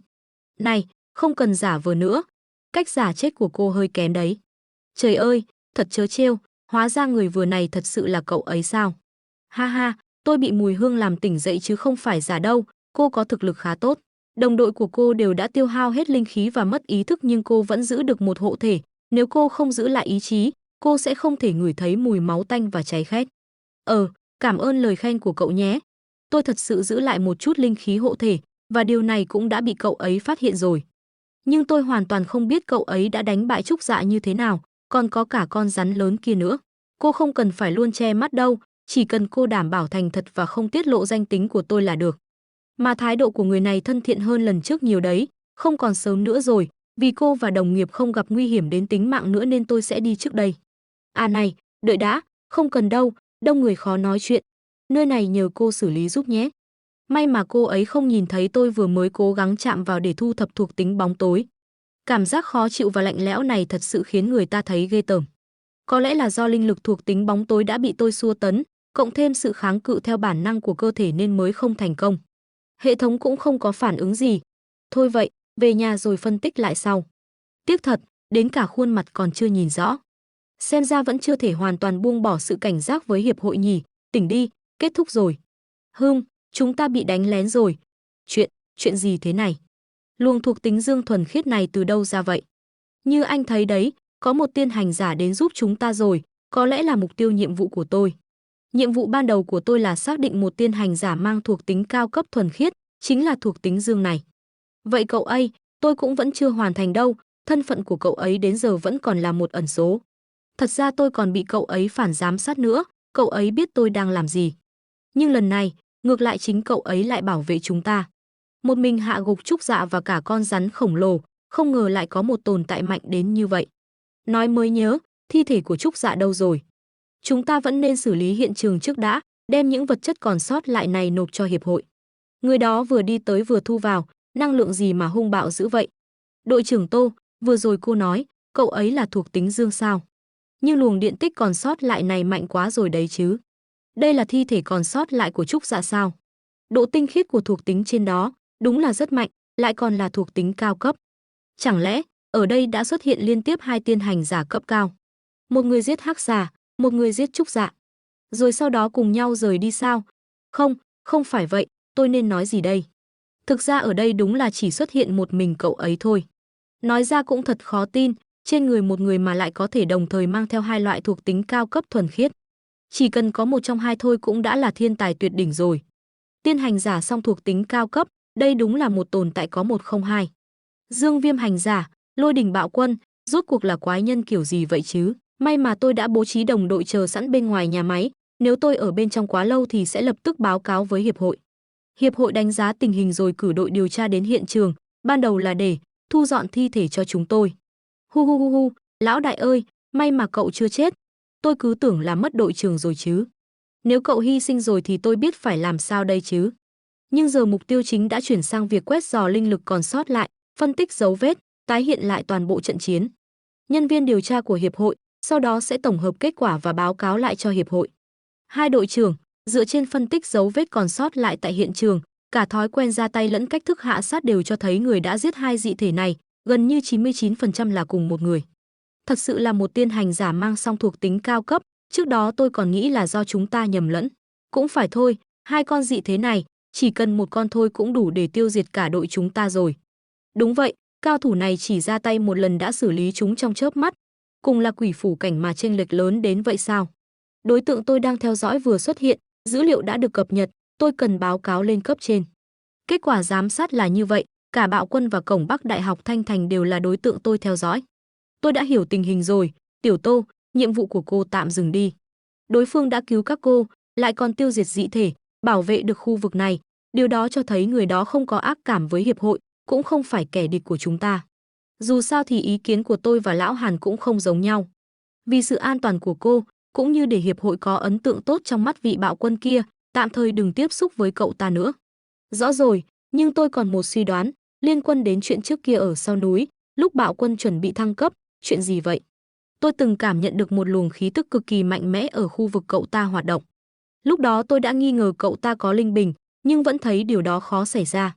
Nhưng nếu đã xác định cậu ta là một người sở hữu song thuộc tính cao cấp, thì cậu ta có linh bình sao? Không thể nào, cho dù thiên phú có xuất sắc đến đâu thì cũng không thể nào sở hữu linh bình khi không có bất kỳ nguồn lực hay sự hỗ trợ nào. Hơn nữa, đội điều tra cũng không phát hiện dấu vết nào chứa loại năng lượng thứ ba thuộc về linh bình tại hiện trường. Lúc tôi tiếp xúc, linh lực của linh bình mà tôi cảm nhận được mang thuộc tính dương. Thì ra là vậy, nếu thuộc tính của linh bình vốn dĩ xuất phát từ thuộc tính dương của bản thân cậu ta, nếu cậu ta là một tôn giả ở tạo linh cảnh, thì về lý thuyết hoàn toàn có thể tự mình làm được điều đó. Tạo linh cảnh, trên thế giới hiện tại, những cường giả đạt tới tạo linh cảnh cũng hiếm như Long Phượng Sùng Lân, không quá 10 người. Nhưng nếu người này thực sự sở hữu linh lực của loại thuộc tính thứ ba, thì sẽ thay đổi toàn bố cục hiện tại, gây chấn động cả giới tiên hành giả. Bởi vì theo nghiên cứu, linh lực mang thuộc tính khác nhau sẽ bài xích lẫn nhau trong cơ thể, rất khó để cùng tồn tại. Hiện tại, trên thế giới vẫn chưa xuất hiện một tiên hành giả nào có thể sở hữu cùng lúc ra loại thuộc tính linh lực. Nếu cậu ta thật sự sở hữu linh bình, thì việc chúng ta không phát hiện ra thuộc tính thứ ba cũng chưa hẳn là chuyện xấu. Chỉ mong những tiên hành giả có năng lực mạnh mẽ như vậy sau này sẽ không trở thành kẻ thù của loài người. Chỉ còn chưa đầy 1 năm nữa là tới thời điểm linh khí chính thức phục hồi, thế nhưng giờ đây thiên địa đã biến động, dị tượng liên tục xuất hiện khắp nơi. Các dị thể cũng đã bắt đầu hoạt động dữ dội. Nhiều tiên hành giả giống như mình đã tự nguyện bước lên con đường tu luyện. Sau khi khải thông được điểm kết nối giữa cơ thể và thế giới linh khí, có thể cảm nhận sự thay đổi của thiên địa nhạy bén hơn người thường. Giống như đám người phát hiện trong dòng sông ngầm trước đây. Ngay cả khi chỉ tự tu luyện, chưa được Hạ Quốc chính thức công nhận là tiên hành giả, bọn họ phần lớn cũng đã đạt đến trình độ nhất tinh của quỷ phủ cảnh. Hiện tại, Hạ Quốc đang thể hiện thiện ý với những tiên hành giả hoàng dã như mình. Điều này cũng cho thấy giờ đây cả tiên hành giả chính thức và tiên hành giả tự do đều đang ở giai đoạn dò dẫm tương đối ổn định. Các dị thể vẫn còn nằm trong phạm vi kiểm soát của chính phủ, giữa các tiên hành giả cũng chưa xảy ra mâu thuẫn lớn. Tuy nhiên, dù đã thành lập hiệp hội tu hành linh khí, chính phủ vẫn chưa có ý định công khai tổ chức này. Giờ đây, đâu đâu cũng nghe thấy người dân bàn tán về sự bất an và những biến dị khó lường đang diễn ra xung quanh. Có thể thấy, chính phủ đang tìm cách vừa bảo vệ loài người, vừa cố gắng đưa ra cảnh báo sớm về các mối nguy tiềm tàng. Nhưng vấn đề cũng nằm chính ở chỗ này. Mình có thể cảm nhận được rằng, chính phủ không đủ tự tin để mở ra một kỷ nguyên tu hành toàn diện. Dân số quá đông, một khi công khai toàn bộ thông tin, điều đầu tiên xảy ra sẽ là sự suy thoái trật tự, hỗn loạn nội bộ, dẫn đến quy mô lớn của hỗn loạn và thương vong. Nhìn vào tình hình hiện tại, những tiên hành giả đã được công nhận vẫn chưa đủ năng lực để giữ ổn định trước các biến động. Nổi loạn và ngoại xâm cùng lúc chỉ càng khiến tình hình hiện tại sụp đổ nhanh hơn. Vì vậy, việc chính phủ áp dụng cách tiếp cận ôn hòa như hiện tại cũng không có gì sai, bởi lòng người mới là thứ còn đáng sợ hơn cả quỷ thần. Chỉ là điều khiến mình lo ngại, chính là tốc độ phát triển của các dị thể dường như đã vượt khỏi dự đoán của mình. Sinh vật mình gặp hôm nay chính là một ví dụ điển hình của biến dị do bị xâm nhiễm bởi thuộc tính hắc ám. Sau khi chạm vào làn xương đen, mình nhận ra chúng thực chất thuộc về một nhánh phụ của hắc âm, đó là thuộc tính âm, khắc tinh của các tiên hành giả. Những dị thể này có trí tuệ vượt xa các dị thú thông thường. Chúng không chỉ thích lấy con người làm thức ăn, mà cơ thể của các tiên hành giả đối với chúng còn là môn đại bổ. Thậm chí chúng còn biết liên thủ với nhau để giăng bẫy tiêu diệt tiên hành giả. Tuy rằng bọn chúng chắc chắn không thể so được với những dị thể mang thuộc tính hắc ám mà mình từng gặp trước đây, chỉ một con thôi cũng có thể hủy diệt cả một quốc gia, thậm chí là một châu lục. Nhưng nếu hôm nay mình không theo dõi đến cùng, thì e rằng đội nhỏ kia và cả người từng muốn chiêu mộ mình đã phải bỏ mạng rồi. Chỉ là một phân nhánh thuộc tính mà đã âm u và ghê tởm đến thế, thuộc tính hắc âm thật sự là một mối đe dọa quá lớn. Nhưng nếu nó là tạm thời không thể hấp thụ, chẳng phải có nghĩa là khi mình đạt đủ điều kiện hệ thống thì sẽ có thể hấp thụ nó sao? Thuộc tính hắc ám có khả năng khắc chế con người mạnh mẽ đến vậy, nếu có thể trở thành sức mạnh của mình thì không còn gì tuyệt vời hơn. Thậm chí, nó có thể là yếu tố then chốt để xoay chuyển cục diện.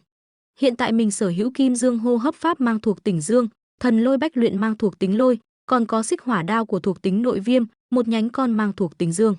Không chỉ là những thuộc tính cao cấp, điều quan trọng hơn là mình có công pháp phù hợp, hoàn toàn tương thích với bản thân. Cộng thêm thực lực tam tinh của quỷ phủ cảnh, e rằng hiếm có tiên hành giả nào là đối thủ của mình. Nhưng chừng đó vẫn là chưa đủ. Có người gọi cho Phương Dịch, "Ồ, sao đột ngột thế? Tiểu Dịch à, dạo này con vẫn khỏe chứ? Em họ con sắp tới sẽ sang chỗ con học một thời gian, cô không yên tâm khi nó ở khách sạn một mình, con có thể cho nó ở nhờ vài ngày không?" "Hả? Em họ ạ?" Ấn tượng duy nhất của mình về em ấy là một mọt sách mê học, đến mặt mũi ra sao mình cùng gần như quên mất rồi. "Vâng, vậy cô cứ để em ấy qua đây đi, nhà con phòng trống. Khi nào em ấy tới ạ?" Không cần, cô sẽ gửi địa chỉ cho nó, để nó tự qua. Cô sẽ bảo nó mang chút đặc sản cho con nhé, cảm ơn cô, vậy con không khách sáo đâu." Em họ con chắc chiều sẽ tới nơi, vậy làm phiền con rồi nhé." "Không phiền đâu ạ. Cô ơi con còn chút việc, con cúp trước nhé." "Vậy con cứ lo việc của mình đi, lần sau nhớ ghé thăm cô nhé."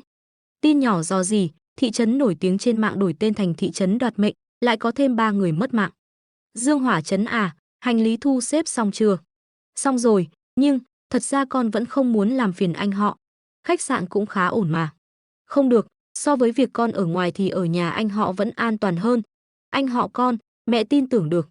Đã đến nhà người ta rồi thì đừng gây thêm phiền phức, việc gì giúp được thì giúp nhiều một chút, biết chưa? Yên tâm đi, con biết rồi mà. Cứ vượt qua từng cửa một vậy. So với mấy dị tượng, anh họ có nói gì cũng không đáng sợ bằng. Ngày hôm sau, có một người đang kéo vali, "Bạn đã đến nơi." Chính là ở đây nhỉ." Anh họ, em là Lâm Y à?" Y cũng không nói gì, "Vậy, em đến để tham gia trại hè phải không?" "Đúng vậy, em cần gì thì cứ gọi anh." "Vâng, cảm ơn anh họ, Đây là chìa khóa dự phòng, vậy anh sẽ về phòng trước. Phòng của em ở ngay đối diễn. Vâng, mấy ngày này làm phiền anh rồi. Xem ra anh họ cũng dễ gần, không can thiệp quá nhiều vào chuyện của tôi. Là do tôi cảm nhận sai, hay là cô ấy che giấu không kỹ? Lúc này khi cô ấy ngồi trên sofa, tôi thực sự cảm nhận được một chút linh khí lạ lùng, thoảng ẩn thoáng hiện. Chẳng lẽ cô ấy cũng đã trở thành tiên hành giả rồi sao? Vậy cô ấy đến đây, nói là để tham gia chạy hè, chẳng lẽ là vì Y đang nhắn vs ai đó, nhất nhất Phong Hà Cử, anh họ cũng tốt trông có vẻ sẽ không can thiệp vào hoạt động của tôi. Khi nào hành động? Người phụ nữ 81 tuổi, đừng vội, chúng ta cử hành động kín đáo một chút.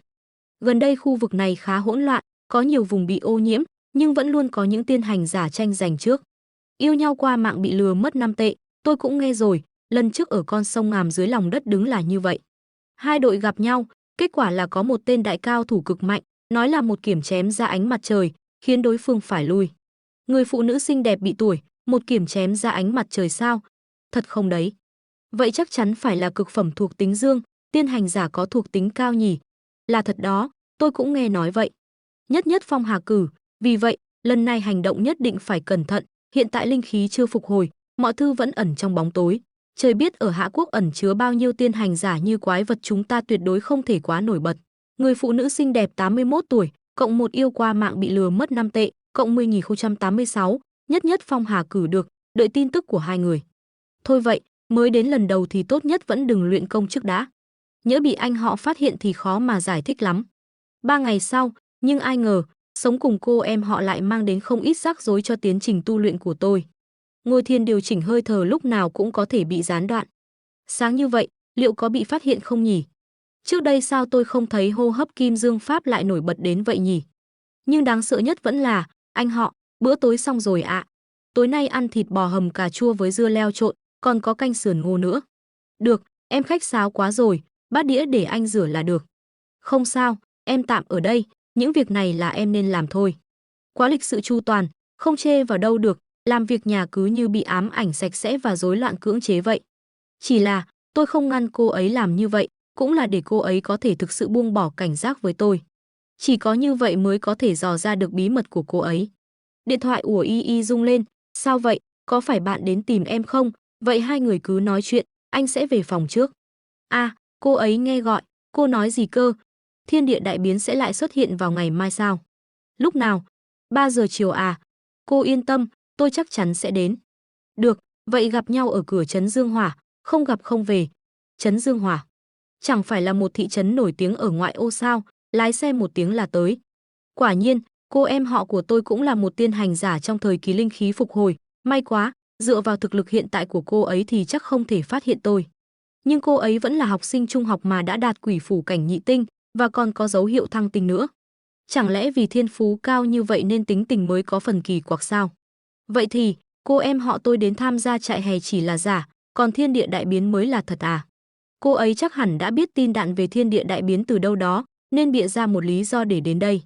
Mỗi lần thiên địa đại biến vừa là cơ hội, vừa có thể thu được một loại pháp thuật để tăng cường sức mạnh của tôi.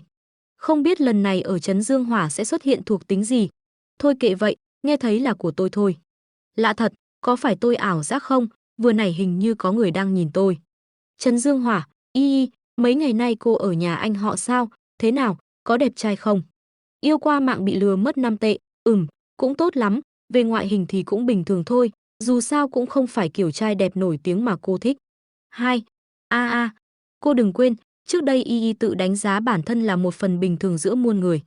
Người phụ nữ xinh đẹp 81 tuổi, được rồi, mọi người đã đủ, vậy vào vấn đề chính thôi. Đúng rồi, lần này người đó cũng không đến sao? Lần này vẫn là 6 người chúng ta, cô ấy không đến. Cô ấy vốn luôn bí ẩn như vậy, chúng ta cũng quen rồi, đi thôi. Phương Dịch đang ngồi ở chỗ khá gần bọn họ, xem ra đội của cô em họ tôi cũng có thực lực đủ để hành động kín đáo.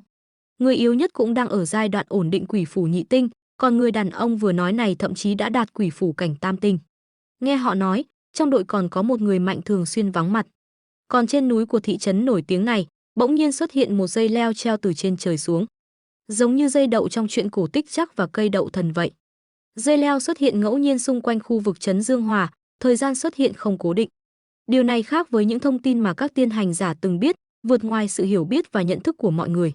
Rõ ràng là thiên địa đại biến, nhưng nó vừa không liên quan đến khí tượng, cũng không phải là sự sụp đổ và tái cấu trúc bề mặt đất. Nó là vật thể lạ xuất hiện từ hư không, trôi dạt khắp nơi, không gây thiệt hại, cũng không phát ra tiếng sấm chớp hay ánh mặt trời cháy rực như những hiện tượng hiếm gặp, chỉ âm thầm di chuyển và thoáng hiện. Trời ạ, chính là nó sao? Nếu không tận mắt chứng kiến, thật khó mà tin được. Chờ đã, chúng ta vẫn đừng tiếp tục đi về phía trước nữa thôi.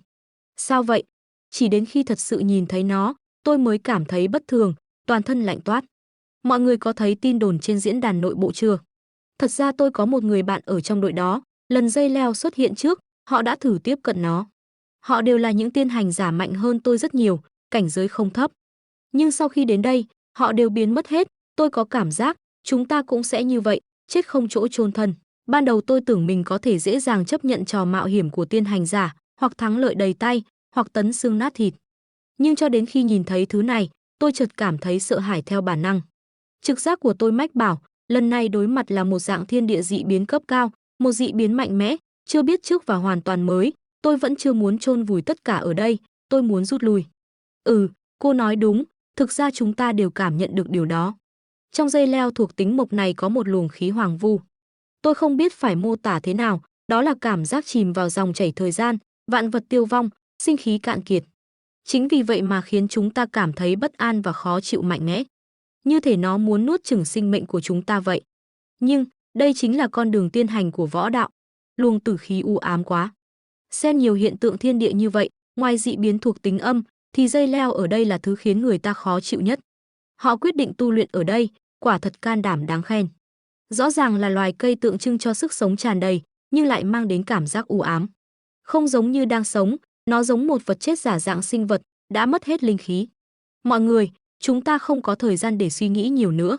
Vì nguy hiểm, chúng ta sẽ cảm nhận ở ngay chỗ này thôi. Mọi người hãy hoạt động trong tầm nhìn, đừng đi quá xa. Được. Như vậy thì đại khái là có thể an toàn hơn chút. Y bắt đầu tu luyện, không tệ đâu, có cảnh giác, cảm nhận sức mạnh để tu luyện ở khoảng cách vừa không gần vừa không xa. Quả không hồ là học sinh xuất sắc, đã tính toán được vị trí tối đa hóa lợi ích, không hấp tấp mà cũng không lùi bước. Sắp thăng tinh rồi sao? Nhanh vậy mà đã chạm tới ngưỡng tam tinh. Cô em họ này quả nhiên có thiên phú khác thường. Quỷ phủ tam tinh. Y giỏi quá. Y vậy mà đã, rễ của dây leo đang di chuyển, không ổn, dây leo xông về phía chúng ta rồi. Gì vậy? Sao xa thế mà cũng phát hiện được chúng ta? Cứu tôi với. Chạy mau. Nếu không chạy thì chắc chắn sẽ chết ở đây. Y đột phá gây động tĩnh quá lớn. Tuyệt đối không được để dây leo cuốn vào, một khi bị cuốn vào đó, luồng khí hoàng vu sẽ quấn chặt lên cơ thể chúng ta ngay lập tức và chúng ta sẽ bị hòa tấn trong nháy mắt. Dây leo đã làm nứt màng bảo vệ của Y, không được, chúng ta vẫn chưa thể đi. Y sẽ gặp chuyện đấy. Cô muốn tôi làm gì? Dùng linh khí để hộ pháp cho cô ấy sao? Chính cô ấy quyết định tu luyện ở đây, còn bản thân lại bất cần thăng cảnh. Đây là muốn liều mạng tôi để trở nên mạnh mẽ sao? Cô bình tĩnh chút, sống chết có số, giàu sang ở trời. Nếu bây giờ không đi, chúng ta đều sẽ phải chôn cùng cô ấy. Cô còn quá trẻ, đừng để cảm tính chi phối, mọi người chỉ là tình cờ gặp nhau trên đường, thôi. Tên đó liền bị cô ấy tát, vậy các người cút đi, tôi sẽ không bao giờ bỏ rơi đồng đội. Có lẽ em họ tôi bây giờ vẫn chưa biết tình cảnh của mình. Dù sao thì vẫn chỉ là học sinh, sức mạnh của dây leo này đáng sợ như vậy, tôi cũng không biết liệu sức mạnh hiện tại của mình có thể cứu được cô ấy hay không. Nhưng e là sắp hết thời gian rồi. Tôi đã hứa với cô rằng sẽ chăm sóc tốt cho cô ấy. Lời đã hứa thì không thể nuốt lại được. Cô ấy vẫn đang chiến đấu với dây leo. Dây leo đã phá được màng chắn của Y. Phương Dịch đã nhảy tới. Y. Trên trời có thanh kiếm bay xuống, cắm thẳng vào đống dây leo. Một người đáp trên đó, là Phương Dịch đứng trên thanh kiếm. Dây leo, rút lui rồi. Dừng tấn công rồi. Sức mạnh của Phương Dịch đã đốt dây leo. Người cậu ấy tỏ sáng. Đây cũng là tiên hành giả sao? Là thuộc tính dương cực hạn. Cũng đúng, chỉ có thuộc tính cao cấp như vậy mới dám liều lĩnh đến thế, ép lui được dây leo hoàng vu. Dựa vào cái gì chứ, tôi tự nhận mình thiên phú cực cao, chỉ trong thời gian ngắn đã lên đến quỷ phủ tam tinh. Ước chừng trên toàn quốc, số tiên hành giả có tốc độ như vậy cũng chỉ đếm trên đầu ngón tay. Không nói đến kẻ yêu nghiệt thần bí kia, thiên phú của Lâm Y cũng chỉ ngang ngửa với tôi mà thôi. Nhưng, nếu trong số các tiên hành giả còn có những người như vậy, vậy thì chúng tôi tính là gì đây? Là những đốm sao chỉ để làm nền cho vầng trăng sáng sao? Cậu đã nghiền nát tôi, không, là nghiền nát tất cả chúng tôi những tiên hành giả. Đây rốt cuộc là tồn tại gì vậy chứ? Phát hiện thuộc tính mộc cực hạn, đang tự động ghi chép thành công, không ngừng sinh sôi, có thể lập tức hấp thụ toàn bộ sinh cơ và sức sống xung quanh, nhanh chóng hồi phục thương thế của bản thân. Công pháp thuộc tính mộc mạnh quá, chỉ cần xung quanh còn sinh cơ, thì đây chẳng khác nào một cỗ máy vĩnh động tự nạp năng lượng, đang trích xuất thuộc tính, đã trích xuất thuộc tính, hoàng vu thuộc tính hoàng vu, có thể ngay lập tức khuấy động khí tức hoàng vu, ăn mòn mọi sinh khí xung quanh, không có gì ngạc nhiên khi dây leo này chỉ có thể mọc ở vùng địa hình hiểm trở này. Nếu mọc ở nơi khác, chỉ sợ sinh khí trong vòng vài chục dặm sẽ bị nó hút cạn. Tước đoạt, chí mạng, thuộc tính hoàng vu này thật quá bá đạo, cưỡng ép chiếm đoạt sinh khí của người khác. Cảm ơn anh trai đã cứu mạng. Cảm ơn, nếu không có anh lúc nãy, chúng tôi chắc chắn đã chết. Chúng tôi phải làm gì mới có thể báo đáp anh? Không cần đâu, hẹn gặp lại sau. Xem như tôi đã bám theo tin tức của họ mới có thể đến được đây và nhận được thuộc tính sinh khí dồi dào và hoàng vu. Nói thật, thực ra là tôi có lợi. Còn về mâu thuẫn của mấy người lúc này, sau này vẫn nên để ý hơn đến động tình của em họ. Khi con người gặp nguy hiểm, bản chất thật của họ dễ bị lộ nhất, một đội ngũ rời rạc sẽ không an toàn khi biến cố lớn ập đến. Anh ấy đi nhanh vậy, bây giờ chúng ta phải làm sao? Sao, hối hận vì lúc này không cứu người à? Giờ mối đe dọa đã hết, Lâm Y Y đã lên tam giai, lựa chọn tốt nhất của chúng ta bây giờ chỉ có thể là cố gắng ở lại đội này. Y Y đã mở mắt ra, Y Y cô tỉnh rồi. Bây giờ phải xem nếu cô ấy đủ lý trí, sẽ không để chúng ta rạn nứt tình cảm. Thay vì để ý những chuyện này, tốt hơn là nghĩ về người bí ẩn đó, chuyện gì đã xảy ra vậy. Còn bọn họ, dư âm thuộc tính dương mạnh quá. Ngay cả ở khoảng cách như tôi cũng có thể cảm nhận được sức nóng rực rõ và áp đảo của nó. Để tôi kể cho cô nghe chuyện đã xảy ra. Chuyện là thế này, lẽ nào lại có người mạnh đến vậy sao? Như vậy chẳng khác gì một con quái vật. Dây leo mà chúng ta cố gắng thế nào cũng không thể chém đứt, lại bị cậu ta chém một nhát buộc phải lùi lại. Thấy không? Bây giờ dây leo ấy vậy mà lại lùi hẳn lên trời, co rúm lại, không dám lại gần chúng ta chút nào. Đây chính là sức mạnh chấn động của người đó, dù người đó đã rời đi, nhưng dây leo vẫn ngoan ngoãn như gà, hoàn toàn không còn dáng vẻ gào thét hỗn loạn lúc này. Về rồi à? Sắc mặt em không tốt lắm. Đi học mà, hơi mệt chút. Cũng khá cố gắng đấy, đi nghỉ đi, tối đặt đồ ăn ngoài nhé. Vâng, việc đột phá tốn quá nhiều tinh thần, mỗi lần điều khiển linh lực để kích hoạt thần phán đều cần tập trung cao độ. Thật sự mệt hơn cả việc thức trắng suốt 1 tháng. May mà tôi không còn là người bình thường nữa, thức trắng vài ngày cũng không chết. Cố gắng hết sức à? Nhưng những tu luyện này là số mệnh của tiên hành giả. Trời đất đã bắt đầu biến đổi lớn. Cuộc sống của người bình thường như anh họ đối với tôi là điều không thể. Y Y thấy gì đó, Giả Lâm. Nếu còn dấu vết của cường giả đó, hãy thông báo cho tôi. Đây là lần đầu tiên Giả Lâm nói chuyện trong nhóm này. Nhất Phong Hà cử được rồi, Giả Lâm.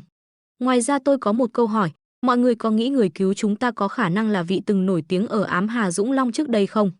Nếu thật sự là vị đại cao thủ đó, thì tại sao lại ra tay cứu chúng ta? Rất nhiều người đang bàn tán về Phương Dịch, có ai đang dắt xe đạp, được rồi, bây giờ Lâm Y Y chắc sẽ thả lòng cảnh giác với tôi hơn, ra ngoài cũng sẽ không nghi ngờ tôi đang theo dõi cô ấy. Nhân lúc này, có thể tìm cách tiếp nhận thuộc tính Hoàng Vu. Thuộc tính Hoàng Vu gần gũi hơn với những thứ thuộc loại thực vật.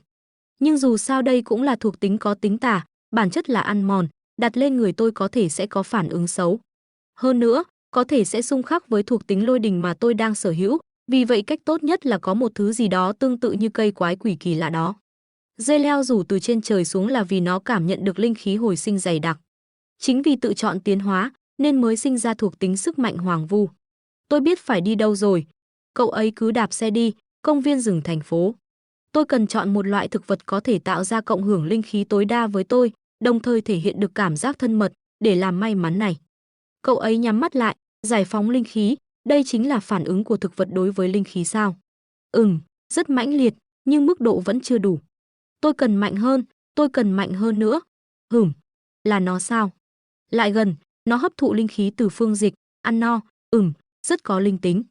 Loài hoa dại này rõ ràng là thực vật, nhưng khi gặp linh khí lại như một chú chó nhỏ tham ăn, hút xong linh khí còn đến cọ vào ngón tay tôi. Trong cả khu rừng, chỉ có Mi phản ứng với linh khí của ta mạnh nhất, rất thích hợp để gắn thuộc tính Hoàng Vu. Vậy thì chọn Mi nhé, chuẩn bị sẵn sàng chưa?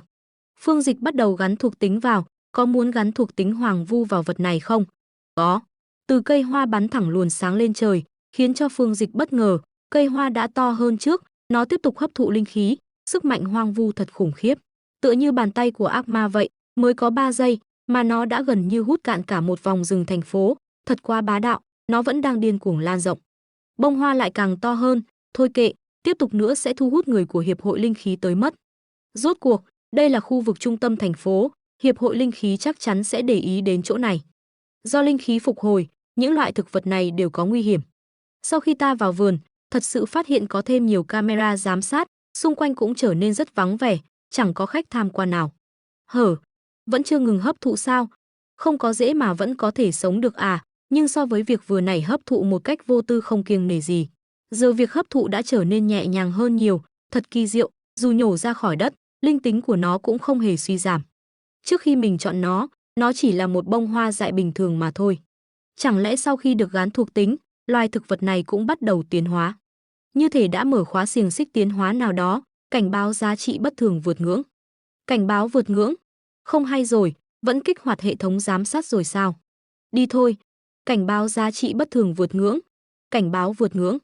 Bộ phận nghiên cứu thực vật linh khí phục hồi, giá trị bất thường đang tăng đột biến, chuyện gì vậy? Mọi người, đeo vòng tay vào, lập tức vào công viên. Cách ly công viên, cấm người ngoài xâm nhập. Khủng khiếp quá, trước đây cổng Bắc Đại học Thanh Thành cũng chỉ dao động trong khoảng 8 đến 10 thôi, mà ám Hà Dung Long lại là 25. Đúng vậy, nồng độ linh khí bất thường mà vượt quá 10 thì sẽ bị quân đội tiếp quản. Công viên này ban đầu thậm chí nồng độ linh khí còn chưa tới 10 mà. Kỳ lạ thật, mọi người xem này. Độ ẩm không khí, độ ẩm bề mặt, nhiệt độ, mọi thứ đều bình thường. Bức xạ mặt trời cũng không có vấn đề gì, nhưng cây cối ở đây cứ như thể đã đồng loạt bị hút cạn sự sống trong vài giây, không biết là linh lực thuộc tính gì gây ra nhỉ. Tôi cảm thấy vẫn cần phải đi thêm một chút nữa về phía trước. Nơi đó mới chính là trung tâm, đừng tiến gần thêm nữa. Tuyệt đối đừng chạm vào, đây là thuộc tính hoang vu, thuộc tính hoang vu. Các người có biết những dây leo treo lơ lửng trên trời không? Ngài muốn nói là cây dây leo giống như ác quỷ đó, đã được xếp loại biến dị cấp A. Lý do nó hung tàn, khiến rất nhiều người đi trước phải tấn xương nát thịt. Suy cho cùng cũng là bởi vì nó sở hữu thuộc tính hoang vu, một thuộc tính mạnh mẽ có khả năng rút lấy sinh khí của các sinh vật xung quanh, đồng thời chiếm đoạt mọi thứ cho riêng mình. Thưa thầy, nếu vừa nãy thầy không ngăn em lại, chẳng phải em vừa mới đặt chân vào là sẽ chết rồi sao? Những thực vật đã thức tỉnh thuộc tính hoang vu, xung quanh chúng có thể nói là vùng tử địa, bất cứ ai bước vào trong đó đều sẽ bị nuốt chửng sinh cơ. Ta đã từng xem qua tài liệu về một cây thực vật khác có thuộc tính hoang vu ở Hạ Quốc, đó chính là cấm địa cổ thụ. Nằm tại Thương Thành, cây cổ thụ mục nát đã làm ô nhiễm khu rừng biến nó thành một cấm địa, bất cứ sinh vật sống nào tiến gần đều sẽ bị đâm xuyên. Dưới sự thay đổi lớn của trời đất, sự biến dị của thực vật cũng không thể xem thường. Theo tình hình đã biết hiện nay, thuộc tính hoang vu là loại thuộc tính mạnh nhất mà thực vật có thể thức tỉnh. Hiện tại, ngoài cây cổ thụ và dây leo, lại xuất hiện thêm một hoang vu mới, tình hình tôi đã nghe qua rồi, Thiếu tá Hàn. Tất cả các nhà nghiên cứu có mặt, mau thay đồ bảo hộ, theo chúng tôi tiến vào khu vực ô nhiễm.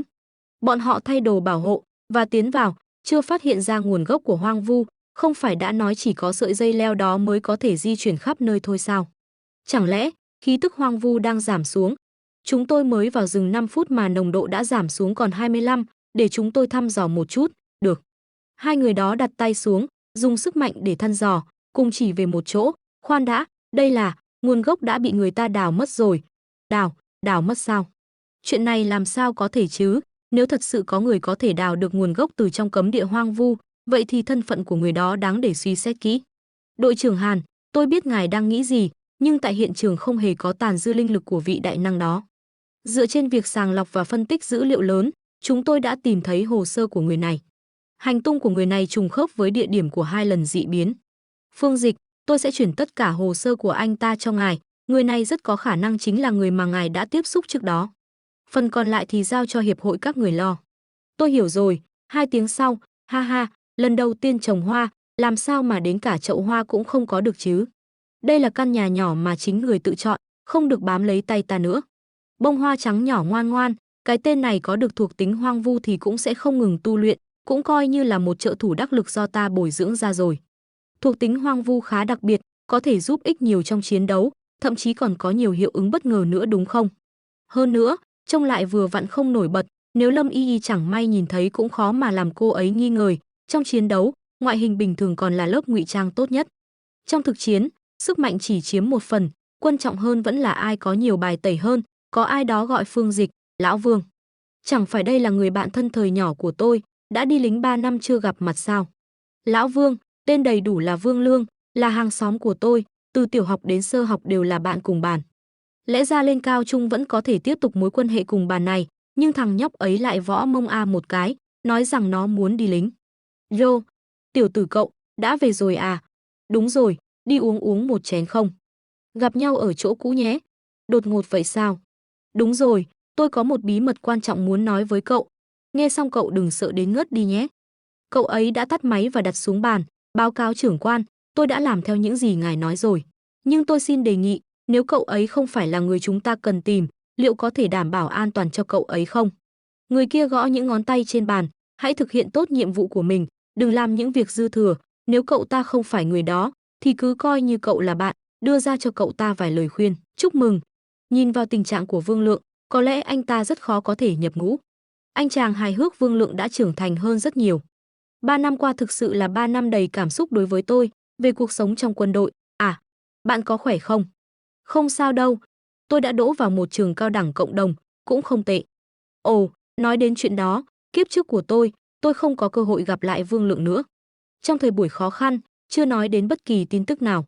Là một người lính, có lẽ ông đã hy sinh vào một thời điểm nào đó trong một trận chiến nào đó không ai biết đến.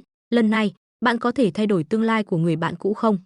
Điều tôi muốn hỏi là, gần đây bạn có gặp phải điều gì lạ không? Ví dụ như trong phim có thây ma và quái vật. Đúng vậy, không có gì ngạc nhiên khi quân đội biết đến sự hồi sinh của năng lượng tâm linh. Nhưng liệu anh ấy có đang cố tìm hiểu điều gì đó về tôi khi hỏi câu hỏi này không? Bạn muốn nói gì? Vậy thì tốt. Thực ra, hôm nay tôi đến đây để nói với bạn một điều. Tôi không có ý an ủi bạn, nhưng nhắc nhở bạn. Trong tương lai gần, có thể là vài tháng, có thể là một năm, những bằng cấp học vấn và sự giàu có mà chúng ta coi trọng ngày nay sẽ trở thành những tờ giấy vô giá trị nhất và mọi thứ sẽ bị xáo trộn lại. Những người lính bình thường chắc chắn sẽ được lệnh giữ bí mật và ký một thỏa thuận cấm họ tiết lộ bất kỳ thông tin nào về việc hồi sinh năng lượng tâm linh. Trên thực tế, tôi đã bị quân đội liệt vào danh sách mục tiêu tình nghi và nơi ở của tôi đã bị phát hiện. Vương Lượng được cử đến đây để thử thách tôi vì chúng tôi là bạn thời thơ ấu. Đừng lo, mọi điều tôi nói với bạn hôm nay đều ổn miễn là bạn không tiết lộ cho bất kỳ ai. Tôi giả vờ ngốc nghếch và từ chối hợp tác, nhưng Vương Lượng vẫn tử tế nhắc nhở tôi, mặc dù điều đó có thể vi phạm kỷ luật, nhưng phải cẩn thận với bất kỳ thay đổi bất ngờ nào. Điện thoại Vương Lượng rung lên, Vương Lượng, 10 phút nữa. Cần trả lại gấp. Đã đến địa điểm mong muốn, đúng. Xin lỗi bạn, nhiệm vụ rất khẩn cấp, không còn cách nào khác. Bạn nên về trước đi, tôi không thể đưa bạn đi được, liệu nó có liên quan gì đến sự hồi sinh của năng lượng tâm linh không? Hãy để tôi đi cùng bạn, hãy đưa tôi đi cùng. Cuộc gặp gỡ lần này của anh với tôi có phải cũng là do chỉ thị của cấp trên không? Sao bạn lại, đừng lo, mặc dù tôi không chắc cấp trên của anh đã cung cấp cho anh thông tin gì, nhưng tôi biết anh sẽ không làm hại tôi. Hơn nữa, tôi muốn biết rằng vấn đề mà quân đội đang giải quyết có phải liên quan đến những thay đổi trên thế giới. Nhưng vì Hiệp hội Jaiki đã có mặt để giải quyết những hiện tượng bất thường, vậy trách nhiệm của quân đội lúc này là gì? Tình cờ là tôi cũng muốn xem thử nghiệm. Quân đội số 19 Jaiki cấm, đây, năng lượng tâm linh mạnh mẽ quá. Mức độ tập trung năng lượng tâm linh này thậm chí còn vượt quá mức độ ô nhiễm, đúng không? Vương Lượng trở lại đội. Xác minh thành công, vào đi. Phía trước hai người họ có vụ nổ, làng khối tan đi thì xuất hiện một đám người đang khống chế một con Gis biến dị, nó phun sức mạnh từ miệng, đây có phải là thuộc tính hợp nhất không? Đúng vậy, sự kết hợp bất thường của hai thuộc tính bóng tối và lửa đã khiến con chó này trở nên cực kỳ hung dữ và tàn bạo. Một số binh sĩ đã bị thương nghiêm trọng. Quỷ phủ cảnh Tam Tinh, Cơ Lan sĩ quan quỷ, Vương Lương. Có, nhân viên có công tác xâm nhập trái phép vào khu vực hạn chế. Cậu ấy, không sao đâu, đây là trường hợp khẩn cấp. Bạn là người duy nhất còn thiếu, hãy nhanh chóng đến và xếp hàng để chiến đấu. Rõ, cậu ta là Phương Dịch sao? Nhưng cậu ta chẳng có gì đặc biệt cả. Linh khí xung quanh anh ta chỉ hơi hoạt động, chẳng phải cậu ấy là người đó sao? Nhưng bây giờ không phải lúc nghĩ ngợi nhiều nữa, vì cậu là bạn của Vương Lượng nên tôi không nói nhiều nữa. Đây là khu vực cấm. Một khi đã bước vào, sự sống và cái chết của cậu đều do cậu tự chịu trách nhiệm, và mọi thứ cậu nhìn thấy đều phải được giữ bí mật. Tôi biết. Trương Mịch, Lý Ngọc. Hai người đó dùng sức mạnh tấn công con thú biến dị, Cơ Lan bắn đạn về phía nó, con thú đã bị đẩy lui, sau đó nó gầm lên, nó thậm chí còn đột biến hơn nữa. Lý Ngọc, cẩn thận, nó bị tấn công vào đầu, đừng bất cẩn, hãy tránh xa nó. Hãy giải quyết nó trước khi quá trình tiến hóa của nó hoàn tất. Rõ. Một đội được đào tạo bài bản, các đồng đội tin tưởng lẫn nhau và có tính kỷ luật cũng như phối hợp tuyệt vời. Mỗi người đều không thể thiếu, khi kết hợp lại với nhau, họ có thể giải phóng một sức mạnh vượt xa sức mạnh của chính họ. Phương Dịch thấy gì đó, chạy đi, không phải là đối thủ của nó đâu. Có luồng điện từ nó bắn ra xung quanh, tăng cường cảnh giác và cải thiện mức độ đột biến của khu vực hạn chế. Mọi người, không được rút lui. Rõ. Chú ý, con dị thú đã hấp thụ hoàn toàn thuộc tính bóng tối và đã đột biến hoàn toàn. Nó nhìn một người nào đó, Vương Lương. Không ổn. Con thú đó tấn công Vương Lương, tất cả đều sẵn sàng. 019 dị thú đột biến cấp C trong khu vực hạn chế đã hoàn toàn biến đổi và tiến hóa, giờ đã chuyển sang cấp B. Kế hoạch tác chiến được cập nhật. Vương Lương nôn ra máu, bạn có ổn không? Không, không có gì đâu, tôi chỉ muốn thêm năng lượng tâm linh vào chiếc vòng đang buộc nó thôi. Đừng quá lo lắng, chúng tôi, tập thể cán bộ, chiến sĩ của khu vực cấm 19, Phương Dịch không nói gì, có cây súng đặt mạnh xuống đất, mọi người. Bất kể chiến thuật và phương pháp, cho dù phải trả giá bằng mạng sống của chúng ta không được phép để bất kỳ đột biến cấp độ B nào thoát khỏi khu vực hạn chế. Bất ngờ Phương Dịch tiến lên trước, cậu muốn làm gì? Rất điên rồ. Cậu ấy lao tới con dị thú, vậy thì hãy để tiếng sấm thần thánh này, đánh một đòn từ trên đầu xuống, làm nó chạm đất. Ồ, tôi đã đọc chính xác điều đó. Đây là dị thường cấp B mà ngay cả chỉ huy Cơ Lan cũng không thể tự mình xử lý được. Thưa ngài, có phải cậu ấy thực sự là... Đúng, chúng tôi đã không nhầm, cậu ta thực sự là một bạo chúa. Chưa chết sao, vậy thì phải như thế này. Chỉ huy, Lão Vương, tất cả mọi người hãy lùi lại. Chúng ta cần những đột biến loại B với đội ngũ nhân sự được sắp xếp hợp lý, sẵn sàng hy sinh bất cứ lúc nào. Liệu cậu ấy có thể tự mình làm được điều này không? Đây là loại sức mạnh gì? Tôi phải thừa nhận rằng đây chính là đặc tính sấm sét tuyệt đỉnh. Ngay cả Hạ Quốc hiện tại cũng là tồn tại đỉnh cao. Nếu đợi đến khi linh lực hoàn toàn hồi phục, sự tiến hóa của cậu ta sẽ đáng sợ đến mức nào? Bầu trời xuất hiện vòng xoáy và có tia sét, cậu ấy quay đi, một tay bỏ túi một tay vẩy xuống một tia sét đánh thẳng vào dị thú, cậu ta thực sự xứng đáng với danh hiệu bạo chúa. Ôi trời ơi, nó làm cổ tôi lạnh ngắt và đầu tôi ong ong. Tại sao lại có cảm giác thuộc tính sấm sét này còn đáng sợ hơn thuộc tính bóng tối gấp vạn lần? Tôi có thể chịu được sự ăn mòn, nhưng tôi không thể chịu được sét đánh. Lão Vương, xong rồi. Cậu làm tôi sợ chết khiếp đấy, nhóc ạ. Tôi không ngờ anh trai tôi lại tuyệt vời đến thế. Ha ha ha, cậu đang lấy oán trả ân đúng không? Ta đánh, ngươi đánh ta. Xin lỗi, thực ra tôi biết anh có thể là người tiên phong, mệnh lệnh quân sự nặng như núi, chúng kéo bạn vào. Ý cậu là sao? Cậu xa cách tôi đến vậy sau 3 năm không gặp sao? Tôi không biết cậu sao. Cơ Lan tiến tới sau lưng Phương Dịch, cảm ơn sự giúp đỡ của Phương Dịch. Cậu ấy cũng quay lại nhìn, không có gì, cứ coi như tôi đang cứu bạn mình vậy. Tôi quên giới thiệu bản thân. Tôi tên là Kỳ Lan, phụ trách canh giữ khu vực cấm 019. Bạn đã lưu khu vực cấm 019. Tôi hy vọng bạn có thể để lại thông tin liên lạc cho tôi không? Tôi cần phải báo cáo sự việc một cách trung thực. Không có gì. Cảm giác thế nào khi thấy cấp trên của bạn chào người bạn thời thơ ấu của bạn? Phương Dịch, thực lực của cậu còn mạnh hơn nhiều tiên phong được quân đội đặc biệt mời tới. Vì vậy, tôi rất muốn mời cậu gia nhập quân đội nhà Hạ. Tuy nhiên, lời mời của tôi với tư cách là một sĩ quan canh gác khu vực cấm là chưa đủ. Điều thậm chí còn gây sốc hơn nữa là cảnh giới của cậu ta cũng phải đạt 3 sao trong cảnh giới quỷ phủ, nhưng cậu ta đã đạt tới. Không, phải nói là đã vượt xa cảnh giới của một vị tôn giả sáng hồn cảnh. Tư lệnh Kỳ, ý của cô là cô không xứng đáng mời tôi sao? Đúng vậy, tôi nghĩ rằng không có gì phải phủ nhận hay xấu hổ cả. Lần này chúng tôi làm theo lệnh cấp trên và muốn tìm hiểu thêm về anh. Chúng tôi không có ý định lôi kéo anh vào sự việc này. Tôi nghĩ họ sẽ đến và đích thân mời cậu. Ha ha, không hẳn. Thật ra, tôi rất kính trọng tất cả mọi người, không phải ai cũng có đủ can đảm để hy sinh bản thân mình để bảo vệ người khác. Tôi chưa bao giờ thấy lính chiến đấu trước đây. Những gì mọi người vừa nói, thực sự làm tôi cảm động. Cảm ơn, vì vậy, nếu sau này cô gặp khó khăn gì, cô có thể nhờ tôi giúp đỡ. Giống như những gì cô đã làm cho chúng tôi, những người dân bình thường trong thời bình.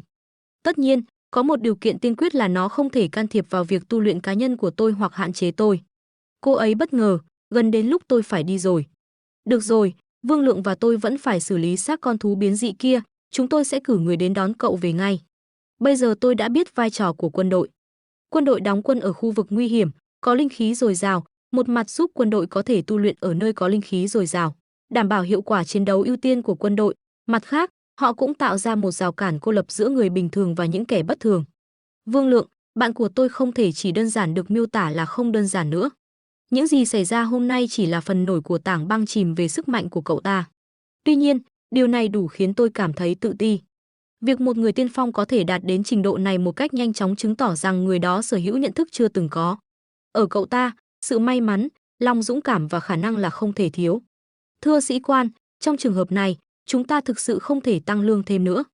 Nếu cô nghĩ mình không đủ khả năng để chiêu mộ cậu ta thì hãy để tôi, người bạn thời thơ ấu của cậu ấy, đi. Được rồi, cậu, đi với tôi và dọn dẹp hiện trường đi. Được. Mặc dù lần này danh tính của tôi bị lộ, nhưng tôi không hề biểu hiện bất kỳ sức mạnh nào khác ngoài thuộc tính sấm sét. Và xét theo thái độ của họ thì đây có lẽ không phải là điều xấu. Ít nhất thì tôi đã biết rằng thuộc tính sấm sét này cực kỳ hiếm, thậm chí là độc nhất. Quân đội cũng muốn có khả năng kiểm soát các thuộc tính bóng tối. Để thuyết phục tôi, họ sẽ không đe dọa hay đàn áp tôi, nhưng sẽ để tôi có quyền được nói. Cũng như cách nhanh nhất để trở nên mạnh mẽ hơn vào các kênh thông tin tiên tiến nhất. Ngoài ra, sự phân chia chức năng giữa quân đội và hiệp hội Jaiki cũng được làm rõ. Quân đội là đội tuần đêm, là thanh kiếm trong bóng tối, là lá chắn của quốc gia. Hiệp hội Jaiki có trách nhiệm kiểm tra các lỗ hổng và xử lý các điểm rò rỉ trong thành phố, đảm bảo cuộc sống ổn định hiện tại của cư dân ở mức cao nhất có thể. Chính quyền đã sử dụng các khu vực hạn chế để bảo vệ người dân bình thường, đồng thời phát đi tín hiệu cho thấy năng lượng tâm linh sắp hồi sinh, theo cách tiếp cận hai hướng. Nó cũng giúp người dân bình thường có thêm nhiều thời gian để không bị hủy diệt và di rời bởi sự bất thường ngay từ đầu. Phương Dịch ngưng tụ linh khí ở bụng mình, đúng như mong đợi từ một khu vực hạn chế chứa đầy năng lượng tâm linh, ngay cả sau khi thuần hóa được sức mạnh hoang vu, tôi vẫn không cảm thấy cần phải lên cấp. Chỉ sau một thời gian ngắn ở trong khu vực cấm tràn đầy, tôi cảm thấy năng lượng tâm linh trong cơ thể mình. Đó là dấu hiệu của sự đột phá. Tôi không biết anh họ tôi đã trở về chưa. Nếu không, tôi có thể để anh ấy thử xem kỹ năng nấu nướng của tôi có tiến bộ không. Y bất ngờ thấy luồng sáng bắn thẳng lên trời. Đây là sự biến động của việc nâng cấp cõi dìu mà. Không đúng. Khí tức kinh khủng này, chẳng lẽ có một người tiên phong sắp đột phá tới cảnh giới sáng tạo linh hồn. Di chuyển đi. Đợi một chút, đây không phải là ma phủ giới, thế lực hùng mạnh này, lĩnh vực tạo linh hồn. Một người tiên phong mạnh mẽ như vậy, thực sự đang ở ngay bên cạnh tôi sao? Y rất bất ngờ, cảnh báo, giá trị ngoại lệ đã đạt đến 99. Giá trị ngoại lệ đã đạt đến 99. Từ trường dao động sức mạnh tâm linh nằm cách thành phố này 5 km về phía đông nam. Có chuyện gì thế? Mọi người, nhanh chóng đến thành phố mục tiêu. Làm sao một hiện tượng bất thường mạnh mẽ như vậy lại không bị phát hiện? Con số này đủ để phá hủy một thành phố. Một người tiên phong mới trong cõi sáng tạo linh hồn đã xuất hiện. Hay là một thảm họa lớn sắp xảy ra ở đây? Hoặc có thể là cả hai. Yêu cầu hỗ trợ ngay lập tức từ trụ sở, ngoài vũ khí hủy diệt hàng loạt, tất cả các nguồn thiết bị tiên tiến nhất, thiếu tá Hàn. Báo động đã rõ, dị thường đã được loại bỏ, những người tiên phong đã được thăng chức. Phương Dịch thở ra một hơi, một bước đột phá như thế này sao? Một ngôi sao trong cõi sáng tạo tinh thần, ngoài việc cơ thể trở nên nhẹ hơn thì có vẻ như không có nhiều sự khác biệt. Có tin nhắn trong điện thoại Phương Dịch, Vương Lương. Anh hùng Lương Sơn, gửi một tấm ảnh, thật kinh hoàng. Một đám cháy lớn bùng phát tại sân chơi của trường Đại học Thanh Thành, nóng, bạn, nhìn này.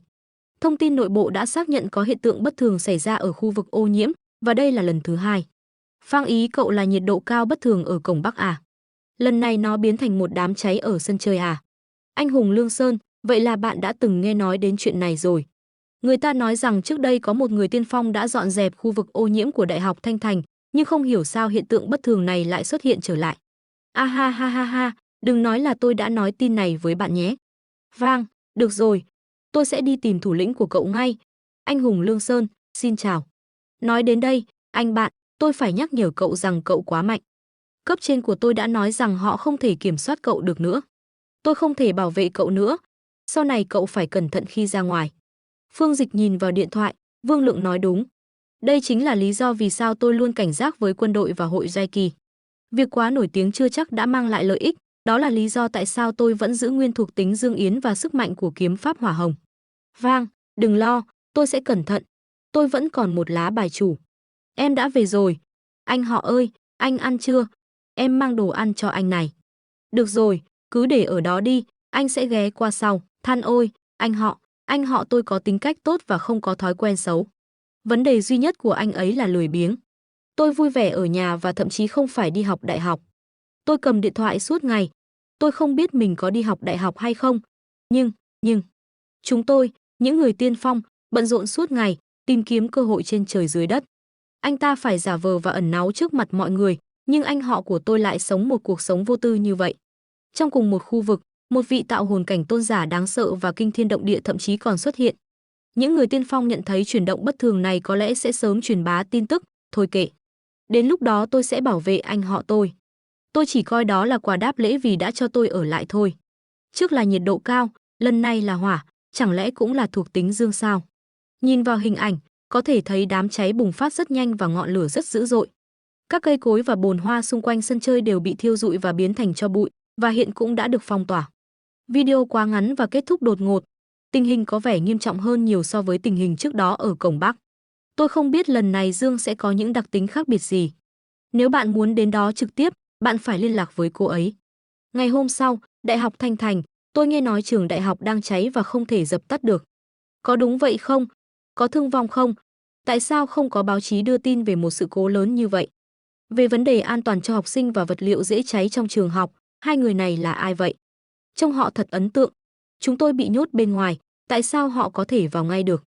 Cháy thế này, đây có phải là lửa từ thiên đường không? Lửa trời. Đúng, đó là tên chính thức. Ngọn lửa bất ngờ bùng lên mà không hề báo trước. Không có cách nào để dập tắt. Tất cả những gì chúng tôi có thể làm là chờ nó thiêu rụi tất cả những gì nó muốn. Nó có phù hợp không? Phương Dịch, tôi đến phòng hiệu trưởng đây. Cậu muốn đợi ở đây hay đi cùng tôi? Cô cứ đi đi, tôi sẽ ở ngay đây. Hãy cẩn thận nhé, chúng ta sẽ gặp lại nhau sau. Phương Dịch đang đi lại gần chỗ ngăn cách, đất cháy đã lạnh lẽo, chẳng lẽ không còn chút linh lực nào từ thiên hỏa sao? Tất nhiên là không thể thu thập được rồi. Có vẻ như tôi đã nghĩ quá đơn giản. Có người nào đó lên tiếng, Sở Thanh Ly, có thật là anh không? Sao anh lại ở đây? Ê, Phương Dịch, có phải là người yêu cũ mà anh nhắc đến không? Người mới chỉ đỗ một trường cao đẳng thôi. Anh ơi, em biết anh đến đây là vì anh vẫn còn lưu luyến Thanh Ly. Nhưng thực tế đang ở ngay trước mắt, vậy nên hãy bỏ cuộc đi. Phương Dịch ngơ ngác, hoài niệm về cô ấy. Này, kia không phải là Sở Thanh Ly sao? Sao lại có con trai ở đây? Không biết chàng trai nghèo nào đang theo đuổi mỹ nhân học đường Chu nhỉ? Tôi chưa từng gặp anh ấy trước đây. Anh ấy có học cùng trường với chúng ta không? An ninh trường học thế nào rồi? Họ không nói sẽ tăng cường giám sát sao? Sao lại cho người ngoài vào nữa vậy? Tôi ghét nhất là có người đến đây lợi dụng tôi. Thanh Ly hiện là mỹ nhân của trường đại học chúng ta, tôi khuyên anh nên suy nghĩ kỹ nhé. Anh có biết có bao nhiêu chàng trai giỏi hơn anh đang theo đuổi Thanh Ly không? Hiện tại anh không có trong danh sách chờ. Quay lại đi, đây không phải là nơi dành cho anh. À, còn một điều nữa, trường chúng ta đang bị phong tỏa nghiêm ngặt. Sao anh vào được? Nếu anh không giải thích rõ ràng, tôi sẽ báo cảnh sát đấy. Chẳng phải trước đây anh ấy đã nói sẽ không hối hận khi chia tay sao? Bây giờ anh ấy đang làm gì? Nói một đằng nhưng ý lại một nẻo. Phương Dịch, đây có phải là bạn của cậu không? Bạn cùng lớp cấp 3, thực ra không phải bạn bè. Ồ, hóa ra họ chỉ là bạn cùng lớp thôi. Cô ấy nhìn hai người họ, thật là một luồng khí mạnh mẽ. Người phụ nữ này là ai? Tại sao tôi lại không quen biết Phương Dịch? Tôi vừa nói chuyện với hiệu trưởng. Vụ cháy nghiêm trọng hơn chúng ta nghĩ, và thật khó để giải thích hết mọi chuyện cùng một lúc. Hiệu trưởng sẽ đưa chúng ta đến điểm cháy ban đầu. Danh tính hiện tại của cậu ở đây là một cố vấn quân sự đặc biệt, nên cậu cũng phải đi theo. Không vấn đề. Mọi người giải tán. Không ai được phép đến gần sân chơi trong thời gian đóng cửa. Trường học, hiệu trưởng. Hiệu trưởng thường rất bận rộn và khó gần. Nghe nói ngay cả hiệu phó cũng khó mà gặp được ông. Thậm chí có người còn nói rằng không một ai trong toàn trường từng thấy ông ấy cười. Ông ta đến đây là vì người phụ nữ này và Phương Dịch sao? Hiệu trưởng quả nhiên đã xuất hiện. Chẳng lẽ ông ấy dẫn người đến bắt hai kẻ đột nhập này sao? OG ấy đứng trước mặt hai người họ. Xin chào, cậu có phải là cố vấn Phương mà trưởng phòng Kỳ giới thiệu không? Tôi rất lo lắng về tình hình bất thường ở trường gần đây. Tôi lo học sinh sẽ bị thương do hỏa hoạn. Sẽ rất tuyệt nếu cậu có thể đến và giải quyết nó. Tôi sẽ để lại mọi chuyện ở sân chơi cho cậu. Thanh Ly ngơ ngác nhìn họ. Mọi người, xin hãy lùi lại. Không được xem nữa. Tôi có bị hoa mắt không vậy? Hiệu trưởng già thế mà lại cúi chào cậu bé này. Có lẽ anh ta có một danh tính đặc biệt nào đó.